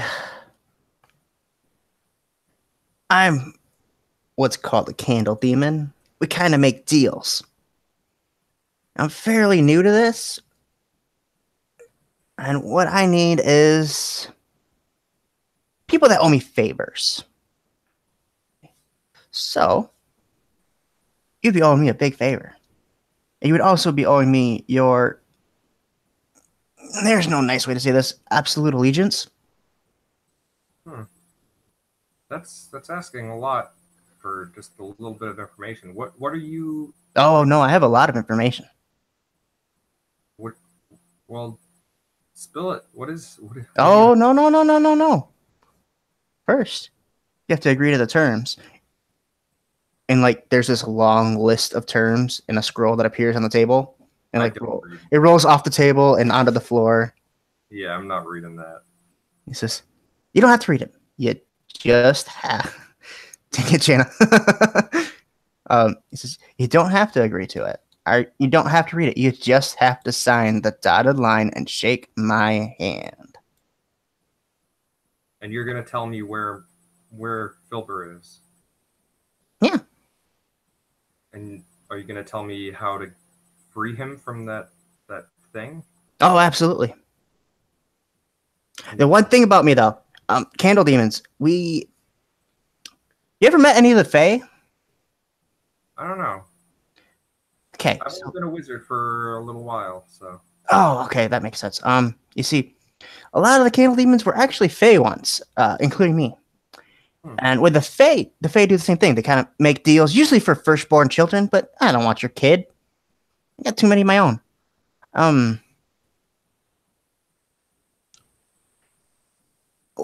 When we make a deal, we cannot go back on it, or bad things happen to us. Especially, well, that's the Fae. Bad things happen to the Fae. Candle demons, our candle gets shorter, like a lot shorter, like half the size. And you see, it's like 2 inches tall. The bigger the candle is, the more power we have. I'm telling you too much information about us, but the flame never goes out, and he like grabs it a bunch of times. So don't try. But the more power we have, the smaller it gets, the less power we have. If the candle gets too small, we die. Yeah. And no, you can't cut it either. It's like glaring at you, squinting. I mean, I'm squinting back. So you have my solemn word, and he like does the Boy Scout salute, that I will not go back on my deal. I will give you all the information I have as I get it, when I get it. We'll be meeting in your dreams like this, especially while you're in. And he like brings out like his own little scroll. Why the hell are you in Barovia? I thought you said that's near where he is. No, I said he's nearby. I didn't say he was in Barovia. That's disgusting. What? You're stuck in Barovia, man. You gotta get out of Barovia. You know that? You know how to get out of Barovia? Yeah. Is that information you can give me as well? That's a second deal you have to make. Oh, come on. That fixes in with finding my fiance, though. Roll persuasion. Okay. 14 plus 0, so 14. He sits there and he kind of leans back for a minute, and he starts he crosses his arms and taps one for a while. Papa, get you chocolate. I went with him. You want Papa? You got chocolate? Cool. Sorry. Daddy. 1 second, guys. 1 second. That's fine.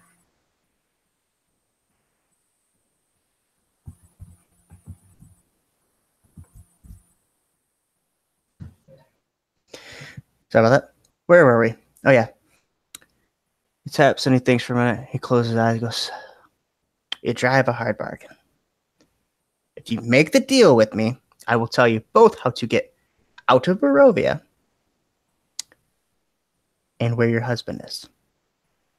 But you have to swear your allegiance. You have to swear your allegiance to me, and you owe a favor. And I owe a favor? And you owe that seems like two things. I mean, once you swear your allegiance to me, you're gonna owe plenty of favors anyway. Trust me, you're gonna be happy about it. It like gives you a wink. It's just one favor, right? And your undying allegiance, yes. What does that entail exactly? What does that mean for my soul? Like when I die, is my soul going to be trapped? No, that's barbaric. That's disgusting. No, you will just be. You will sort of become kind of a fiendish type creature. The plus side is when you die, you won't be tortured in one of the hells. And gives you a smile.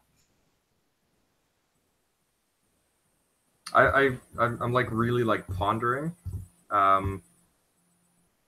just because like I have a huge sort of vendetta against demons in general. Oh, he knows this, by the way. He knows that very well. Yeah, so I'm not really that trusting of him. Or says, okay, I'll give you one more thing. When you find the demon that has the charm, it's the same demon that killed him. I kind of assumed that. Well, things like that get passed around, so. Can you give me some more time to think about it? Can we meet again Or do I have to make this decision right now? It'd be easier if you did it right now, but tomorrow night. That sounds good. Yeah, give me some time to think about it. This is a lot to take in. All right, and he says, all right, and as soon as he says, all right, the scroll immediately begins rolling up, he claps his hands, and you wake up, and it's morning. Oh, dang. Was it all a dream? Okay. I'm just gonna like lay in bed staring at the ceiling for a little while, I think. It's kind of lost in thought. And when it takes you a few minutes to realize there's a coin in your hand. Oh, where'd this come from? It's a small gold coin, and when you pick it up and you look at it, there's a little candle on it. Oh, what's on the other side? The other side, still just another candle. Oh, okay. Interesting.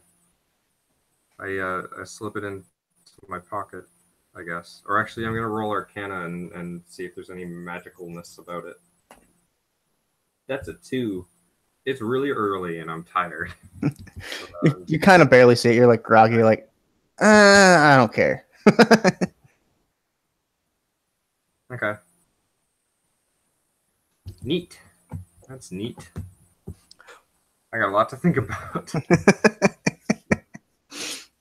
Okay, so Dovin, roll a Constitution check real quick. You drank a lot of wine last night. Here we go. Check or save? Save. Sorry, a Constitution save. Okay, well, I've got a 13 on the die. I just need to find out where I put my character sheet. Yeah, you're fine. Good. Okay. You're fine. Doman's getting good at those. Ismark is hungover though. But you walk out in the hallway in the morning, and he's like has his hands over his eyes, and he's still laying on the floor like in a little ball, and he says, "Dovin, I can smell you. You're back." And you think he might still be half drunk. He's gonna come in and pat him on the back, like, Ishmark, it's been a while. Really loud, knowing that he's got a hangover and he's in pain. He just smiles. He goes, "Oh, you're such a dick," while smiling.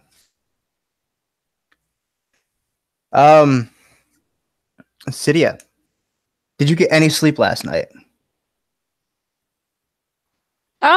Sure. Yeah, you actually slept instead of reading. Yeah, she fell asleep kind of curled up in her cloak as it majestically billowed throughout the night. Yeah, it still billowed like upwards while you were sleeping the whole night. Yeah. Millie, what are you doing this morning? Exploring the place. Exploring the place. Okay. Yeah.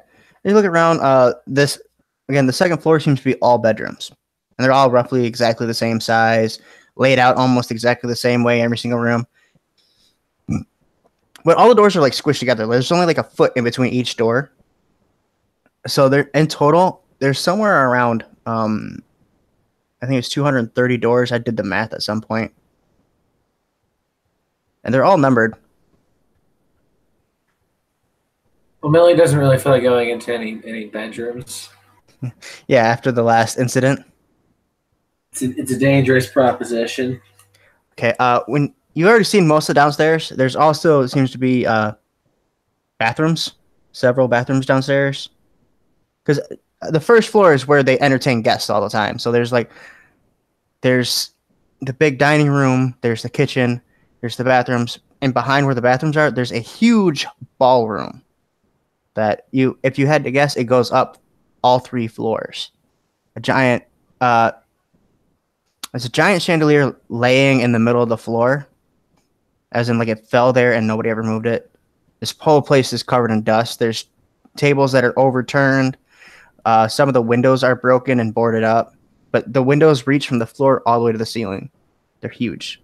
There's a loft that goes around about halfway up the room. So would the loft be like connect to the 3rd floor or the 2nd floor? It in between them, weirdly enough, and there is doors on both sides. Millie's gonna look around for a way to climb up to that. There's like banisters up, so you could climb up one of the banisters if you roll me an athletics check. Let me check something. Make sure I don't have that. Okay, I don't have that. Athletics. No. 13. Yeah, you're small and light. I'll say it's good enough that you kind of even like take a dagger and you slowly pull yourself up.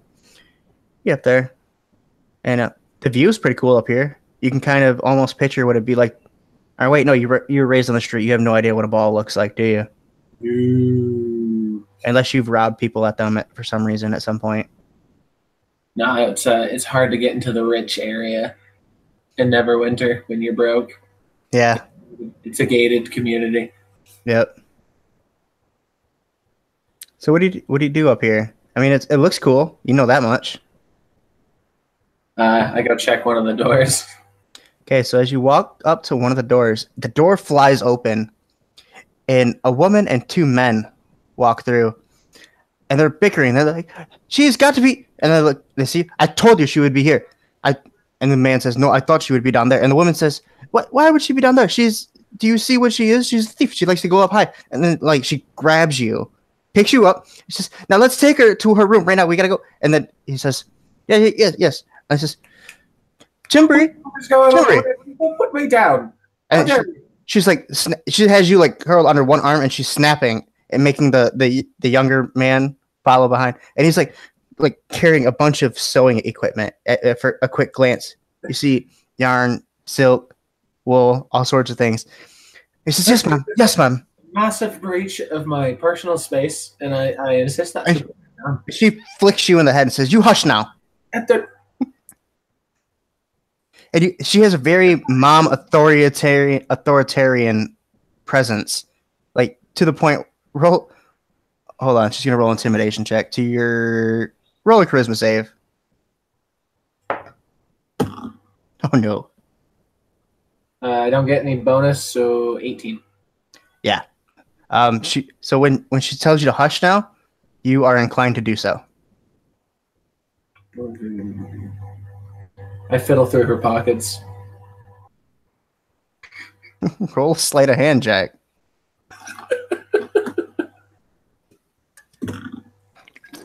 I gotta re-roll that. The dice are dangerous tonight. I get a bonus, so 18 again. You prick yourself with a needle. And like enough to where when you pull your hand out, there's a needle sticking out of your finger. But you did it stealthy enough that she doesn't notice. Just kind of. And as you look around, you look behind you, and you can see the kid behind you. He's carrying all that stuff, and he shakes his head at you because he's standing directly behind you and watched you do it. I flick the needle at him. And he stops and tries to holding everything, pick it up. Like he crouches down. Like you ever seen a pregnant lady try to crouch down with two legs? Or crouch down, squat, sit down. He's trying to do that while holding everything and pick something up at the same time. And it happens to be a needle on a hardwood floor, and it's stuck in a crack. So it takes a minute. But she carries you back to your room. The man sets up a stool, and she sets you down there, and she looks at you, and she points a big finger in your face and says, "Stay." And they go, and they grab, this overshirt, and they begin, taking measurements of you and prodding you. You're not quite sure, but you think these are people making you that dreaded dress. Millie is... You're cutting out. What's up? Millie is considering, but not. You know how sometimes you have that coworker you really dislike, and you just kind of imagine pushing them down the stairs. Mm-hmm. Millie's just kind of imagining that happy place where she just pulls her daggers and starts spinning around in a wild dervish of glorious blood. Okay, so an hour, 2 hours in, Dovin, you're just sitting in your room eating cheese and meats. And Ismark pulls his head in and he says, "Dovin, you want to see something funny as shit?" Hell yeah. He says, "Come on," and he takes you 3 rooms over, and like slowly cracks the door open, and you see Millie standing on a stool with half a dress on her. What does he see? How loud are they when they crack that door open? Roll a stealth check, Jared. Oh god. Well, I mean, stealthiest Dovin here. So. Right, stealthy Dovin, stealthy. Oh god. That's a 7 on the die. So we're going to be a 6. So yeah, the door creaks open, and like it swing like, and he meant to push it just a little bit, and it swung all the way open, being lighter than he thought it was, and bangs against the wall. Boot dagger, door frame. And Ismar's like, "Oh!" But Dovin, you see Millie sitting there, and there's this big lady and the small guy, and they're not taking measurements anymore, but they're sewing around her body. The big lady, Dovin's gonna walk him and say, "Excuse me, ma'am. I've known Millie for a while, and she really prefers pink." She holds up a finger up to your hand and says, Oh. "We were getting to the pink. You calm down. You are." That's terrible color for me. She looks at a piece of paper. Says, "You are tomorrow," and then it like pushes you. I Oh. don't have the complexion. She says, "Yes." This dress, it better be green. And then as you look down into your horror, like the top half is green, like a deep green. And then you can see they've started on a light pink underneath it for the skirt. If you don't fix that, I'm gonna burn this. She smacks you upside the head and says, "No, you will not. I will too. If you burn this, I will burn you. At least wait until after the ball, and then do whatever. I don't care. I didn't pay for it." Not wearing a pink green dress. This is really terrible. Well, what would you prefer we do?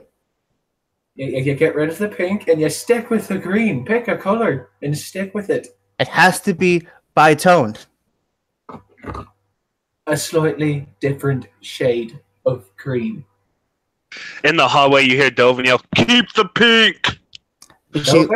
She Don't fucking like kill rubs her forehead for a minute, and like you can feel like the needle pricks from when you keep moving because you're not used to this kind of thing, and you're like bleeding in one spot on your arm, and it's just like, if that's what you want, we have to start all over. As long as I don't have to wear pink.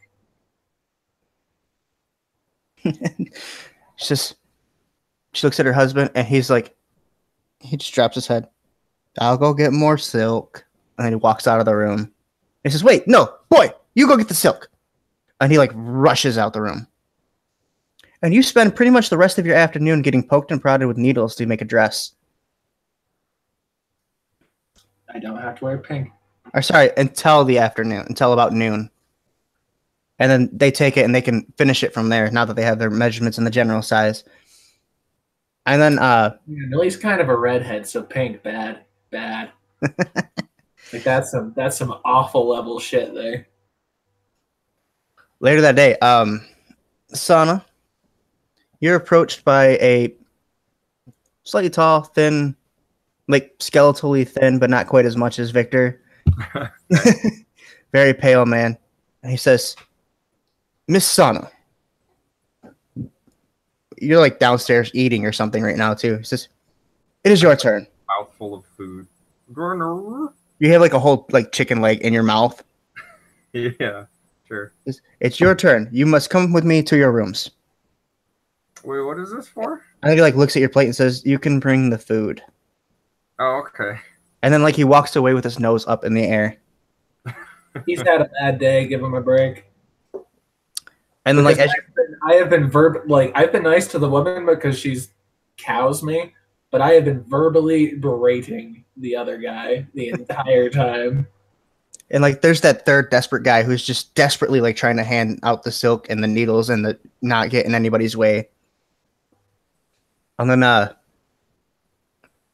as you're following behind him, like carrying all your food in your arms, he's like, "Your friend Millie has been most uncooperative. I hope you will not be." Don't help them. You just hear that down the hallway. And then, Don't give in, Sahnna. Fight back. and then you hear "shut up," and you hear a loud thunk as she flicks Millie in the head again. Tyrants. I'm like, I would love a dress, honestly. It's been forever since I've since I've been fitted for one. I mean, I was in the middle of arranging one for my wedding dress, but And he stops. You say that, and he turns and he leans in real close. Says, "Please do not mention a wedding dress to my wife. We will be here for weeks." Oh, okay. I'll keep that in mind. And then he stops and he thinks for a minute and says, "Also condolences." And he turns and walks up the stairs. Okay. That was pretty nice, I guess. All right. Yeah, I'll follow him. I'm kind of like looking forward to it. And then when you walk into the room, the lady is already getting ready to make a fuss. He goes, "Dear, please, we do not want another incident like we've had all morning. I want to get done with this today, or it's by tomorrow morning." And she looks at him with awestruck, like how dare you just speak to her like that? And he just gestures to the stool. He says, "This time, before we start, please, what colors would you like this dress in?" Purple. Purple and just a hint of yellow. Purple and yellow. We can do this. And after a long process throughout the day, she's sewing stuff on and he's drawing up sketches of different ways to do it. And you guys ultimately decide on that see-through yellow, that see-through mesh type stuff over that's the yellow over a dark velvet color. I want a lot of loofs. Loops. Very, very poofy. I want it to be a very poofy dress. Okay, they do their best. Okay. Millie would have opted for more form-fitting for the snaking. Yeah. I want to knock tables over as I enter a room. I'm just imagining you can't even put your arms down. Just yeah, exactly. Like in A Christmas Story, Ralphie when he can't put his arms down. Yeah. Can't put my arms down. So, a while later, you've gotten used to your dress, Sid. Arena obviously would not be getting a dress because she would not be wanting to go to the ball in any way, shape, or form. So she'd be going her normal leathers and armor and stuff. So Sid is with abject jealousy Sid is totally wearing her cloak over the dress as well. because she has spent the last 3 hours trying to figure out how to hide her weapons in this shit. Oh, and if you would have mentioned needing to be able to hide the weapons, she would have helped you. And you stop fussing for long enough, they would help you add pockets and secret sleeves to slip your daggers and stuff into. Cool. That's pretty awesome. Yeah, they're really good at what they do. They come highly recommended. So Sid, when it's starting to get dark out, you've spent most of the day just hanging out, walking around, reading books. Finally, because there are all sorts of kinds of books. Checking through your special book, trying to see if there's anything else new in it, and you don't really see anything. You see a silver necklace with a red ruby in it, next to the mention every time. On almost every page that mentions Ravenhollow now, you see that. Okay, so I might actually copy that as a drawing onto a blank piece of paper from my notebook and just tuck it into my pocket just to, when we get to the chapel, just to make sure that it matches. Okay, so when it starts getting dark out, an exhausted-looking woman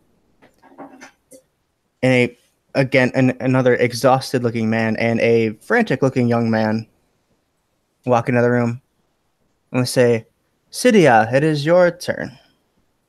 Oh, okay. What colors would you like your dress? Don't help them, Cydia. You hear it from down the hall. How about black?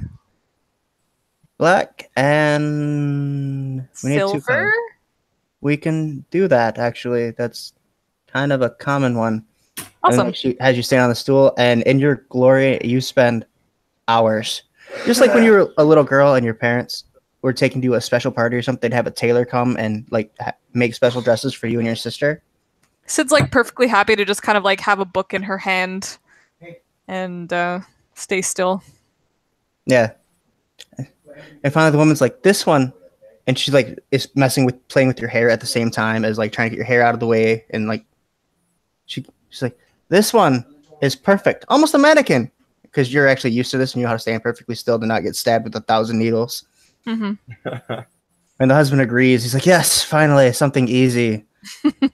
I don't imagine the half-orc will take kindly to wearing proper clothing. Can we please put Dovin in a dress too?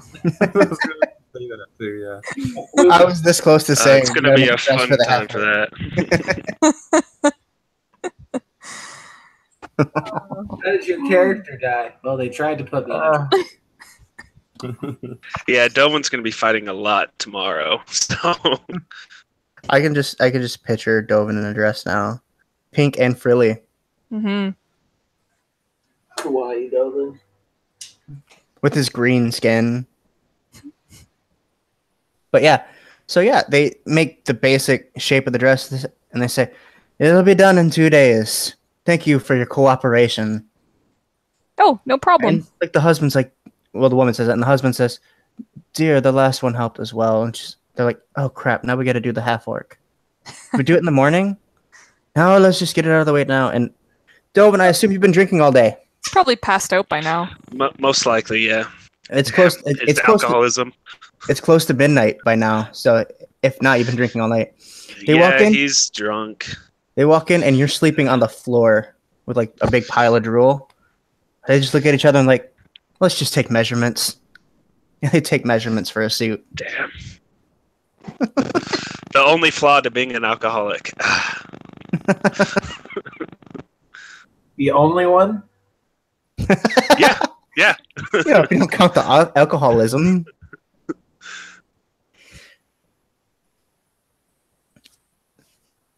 Oh,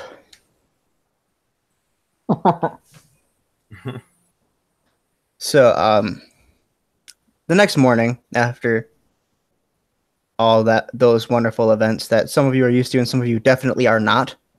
Do I have the dream again that night? Sorry, yeah, I almost forgot about the dream. Okay.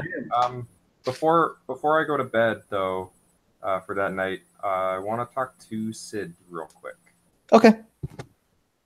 I was going to ask if you were going to tell anyone about Bubble. Yeah, I was thinking about it. I don't know how I forgot that. Again, I'm not on my game today, guys. I'm sorry. Fine. I'm gonna go up to Sid when she's sort of like alone, kind of reading. And I just want to ask, hey Sid, just a random question. Do you know anything about candle demons? So she kind of, like furrows her brow and starts digging through books. Does she find her new books? That I snuck Oh into? yeah. Yeah. What kind of? Do you remember what they were, or were they just random? Never decided. There were just 3 books. Oh. I thought we wrote them down somewhere. Or was that the last time you snuck books into her bag? I don't remember. I snuck books into her bag once. Yeah. Was it only once? So much for me to remember. I'm sorry. I think so. Do you think it would be something that Sid would know about? Candle demons? I remember there being something funny with those books. I'm sorry, I'm still on the books. Roll. Hold on. Let me decide on a check this should be. Mm-hmm. My first instinct is to say Arcana, but it's your history of books. So I have Arcana and History as I feel like history would be something because you're trying to like remember a previous yeah. book that you made. Roll a history check. Okay. Oh, that's pretty good. 20, dirty 20. You know that candle demons are kind of pop. They're kind of like a like the equivalent of an urban legend.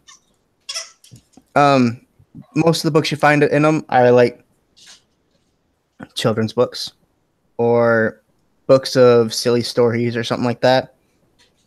And it's usually like cautionary tales about, as you would expect, like a cautionary tale about how a deal with the demon can go bad. You should always earn whatever you do in life yourself. Blah blah blah blah blah. But you know from the stories that candle demons cannot go back on their promises and they cannot break their deals. Those are two very important things that you would remember from the books. Okay, so Sid would tell Sahnna that she remembers reading about how they never break their promises or deals, and also you should never pull on their wicks. Okay. Also, do not touch their candles at all. Just don't try to touch their candle. They don't like it. Interesting. Mm-hmm. Why? No particular reason. Just I don't know. I heard children's stories myself, and just came to mind, I guess. Hey, Sahnna, check out this cloak. Yeah. And then you notice her cloak is billowing with no wind in the room, and like as she shifts, it'll shift to the other side. Oh, how are you doing that? That's so cool. I think I'm just really like cool now. Can I try it on? No. Arena walks into the room for a second, sees you doing that, showing off the Sahnna. Like you don't even notice her there. It's like this is like an audience thing, and she just turns around on one foot, like she doesn't even take the step in the room. Turns around and walks away. Nice. Oh. Good stuff. Yeah. I think I'll probably actually. I'm gonna ask if she knows anything about coins, like the coin. If there was any mention about weird coins with the candle demons. Yeah, Sid, you would know in a few of the stories, not like it'd be like a 1 out of 20 of the stories. There's a mention of a candle coin, and if you go to sleep with the candle coin in your hand, the demon will appear to you, and you'll be able to speak to it, and it's your way to summon them. Okay. Sid will relay that to Sahnna. Okay. Good to know. Just random question. That's an oddly specific line of questioning. It's gonna be like, oh, well, I'm getting pretty tired. Good night. All right. Okay, if you're trying to hide it, because you're kind of being obvious here, roll deception against Sid's insight. Okay. All right. That's 7 plus. Oh no. 7. Insight. That is a 21. Yeah, I got a 10 with my modifier. So, Sid, you would know something's up with Sahnna. You don't have to say anything. That's up to you. But you would know. All right. So yeah, she's aware. You're not sure what, but something for sure. Yeah, she's not going to press anything right now, but she knows something's up. And Sahnna, you fully believe that you got away with it scot-free. Oh, heck yeah. I'm so smooth. It's like Jared, or like Dovin with the sneaking. Yeah. Okay. Speaking of which, I kind of wanted to go look at that other door. Oh, you wanted to go back and look at that other door as Sahnna goes to bed? Are you sure about that? A little bit, yeah. All right. Well, you realized that when she opened that door and turned around and walked you through, it went like down some stairs to the second floor. So you know to go right around. And as you go to open the door, you're like, this is probably just going to be, it's probably just going to be a big ring, and it's a big disappointment to all this build up. But when you open it, Sneaky like if I can. what's that? Sneaky like? Yeah, it is nighttime. Oh, it is nighttime. I mean, you can roll stealth. There's like nobody in this room, but go ahead. 13. So the loud creak and a bang that nobody can hear because there's no one in here. You open up and there's a room. There's a desk in it, a few bookshelves. There's a thick layer of dust, like as in like the dust is so thick it's dirt. And as you kind of investigate the room without even rolling, Hooded Look- lantern and light it and kind of go over the things one at a time because it cuts into that little beam shape, you know. all right. You as you walk through, you find as you investigate, you see there's some seals. There's some you like brush dust off, and you see Raven Hollow Co. Uh, I forgot the word. Ledgers, and you see it's a lot of business ledgers, and there's you find like those candles that are specifically made for wax for sealing letters. You find a seal with a raven on it. What else would you find in there? There's a like a telescope facing out the window. There's like a bay type window kind of thing going on. You get the general sense this is in some kind of tower that you didn't see from outside. Look around. There's like a globe with strange countries on it that you've never seen before. Like even on any map you've ever seen, you've never seen countries in these shapes, and you think maybe they're just out of date, or maybe it's somewhere totally different. You're not quite sure. Take a look at the telescope. Okay, you look out the telescope. You can see. Well, you're in Barovia, so you see fog. You can see where the moon. You gotta see where the moon is. It's a brighter spot in the sky, but it's all cloudy and foggy and depressing. You turn around. You turn around. You look at the desk again, and you can see like a press, like an ink press, and you know it's read backwards, so you read it the other way, and it says Baron Ravenhollow. When you go to leave, Victor's standing in the doorway with his arms behind his back. He says, "I see you found my father's office." Oh, hello there. Is that what this is? Yes, I was just coming down here to see what kind of shape it was in myself. Did not expect to see you here, but I'm not surprised. Dusty. Very. My investigation, I would say dusty. Yes, and then he like kicks some of the dirt off the ground. Says, "I'll have to have someone come in here and clean." I heard you got fitted for a dress today, Millie. How was that? It was the worst 4 hours I've had in a very long time. He says, "Just be glad she was the one doing it. Otherwise, that could have taken a lot longer. As in, hours." Out of curiosity, do I get a prize for guessing your name early? And he looks around and he says, why not? And he walks into the room and he slides open a drawer and he pulls out a ring. And this one doesn't say Crowfeather like the last ring he had, but it's the genuine. You've seen it on the wax seal, a genuine Raven Hollow crest, and it's on a silver ring. It says, "You can have this. It's about all I have at the moment to offer you." Shiny. It's shiny. It's too big for your finger. That's fine. Can I stuff it into one of my pockets? Okay. And he says, "You must be careful when we go to Castle Ravenloft. If Strahd knows I've got my memory back, he will surely kill us all. Well, all of you, anyway." I mean, I'll just keep calling you what I called you the entire time I was there last time.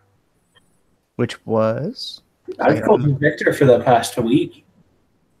That's true. A stubborn person like that. But if Strahd knows I get my memory back, he will slay you all, and he will try to bury me again. And that is very unpleasant. Imagine.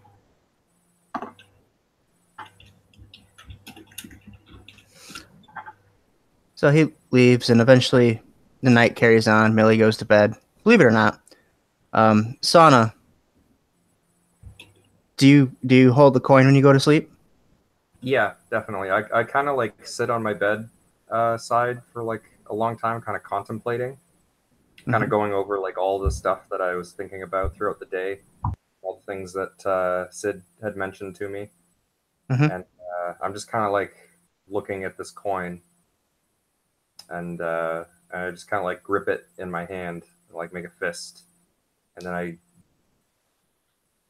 pull myself up into the bed and lay down and try to go to sleep. Okay.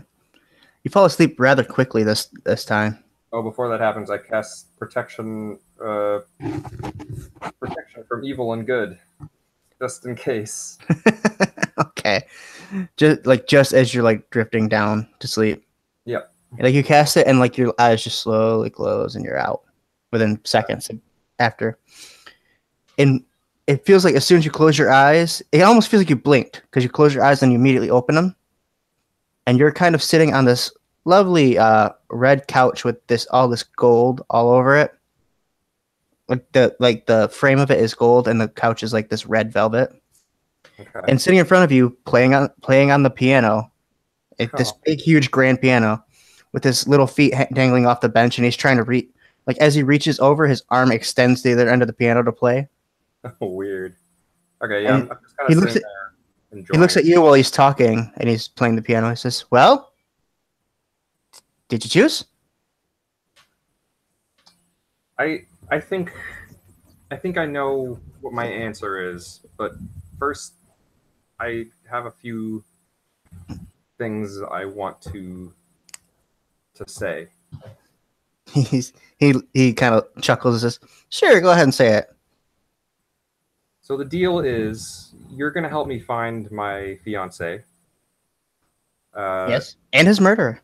And his murderer. I assume they're going to be in the same place. You're going to help me get out of Barovia. I'm gonna tell you how. And you're going to also tell me how to kill this demon and free my fiance. When the time comes. And how to free my fiance from the prison that he's in. Yeah, when the time comes. Absolutely. And one last thing. You're gonna show me how to bring him back to life. And he stops playing. He says, "That wasn't part of my deal." And he closes the lid over the keys and leans on. And it's funny because he's like leaning like this. Like this, and he's looking at you. Mm-hmm. Like, he turns around and stands up and walks down the bench and like sits on the end of the bench and looks at you. Because like stern look on my face. Like I'm very serious. And he's looking at you with a smile. He says, "That's going to cost you a little extra." How much?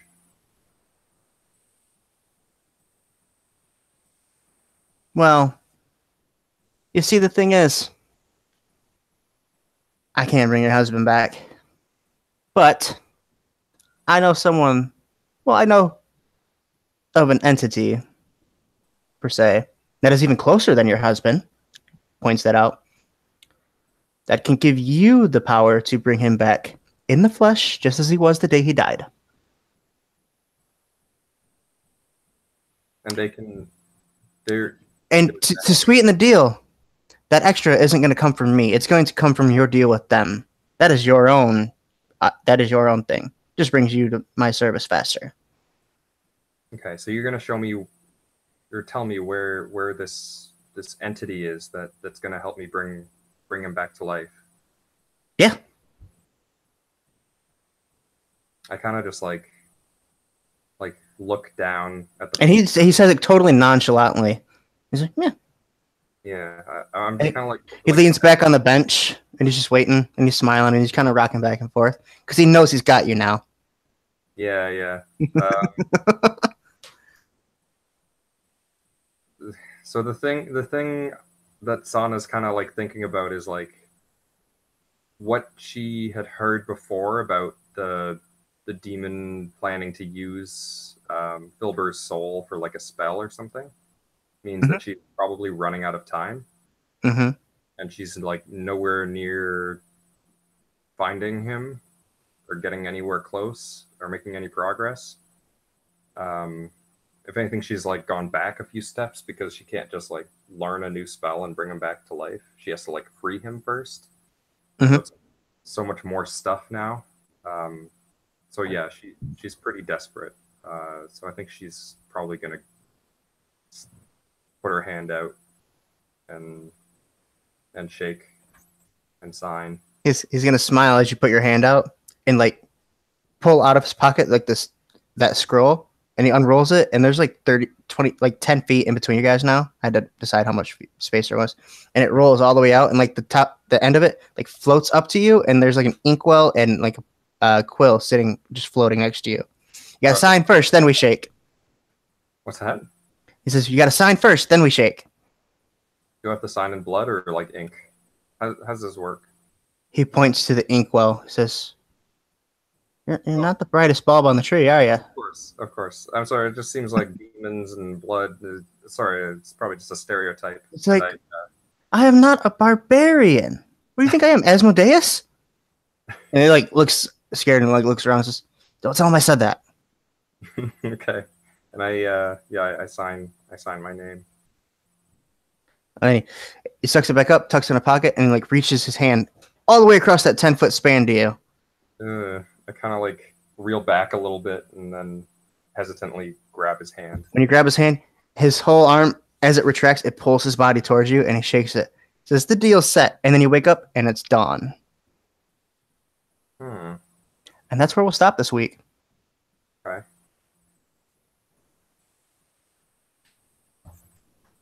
Neat. So, Dovin didn't get to do a whole lot this week. I'm sorry, Jared. It's all good. Did a lot of Sahnna stuff, though, that I've been waiting very impatiently to do. But all right, this has been session 7 of Curse on Dice, everybody. Does anybody have any announcements before I end the broadcast? Anything to say? I'm good. Okay. I'd like to say thank you for my cloak of billowing. No problem. It cost me like nothing. Okay, cool. That's good.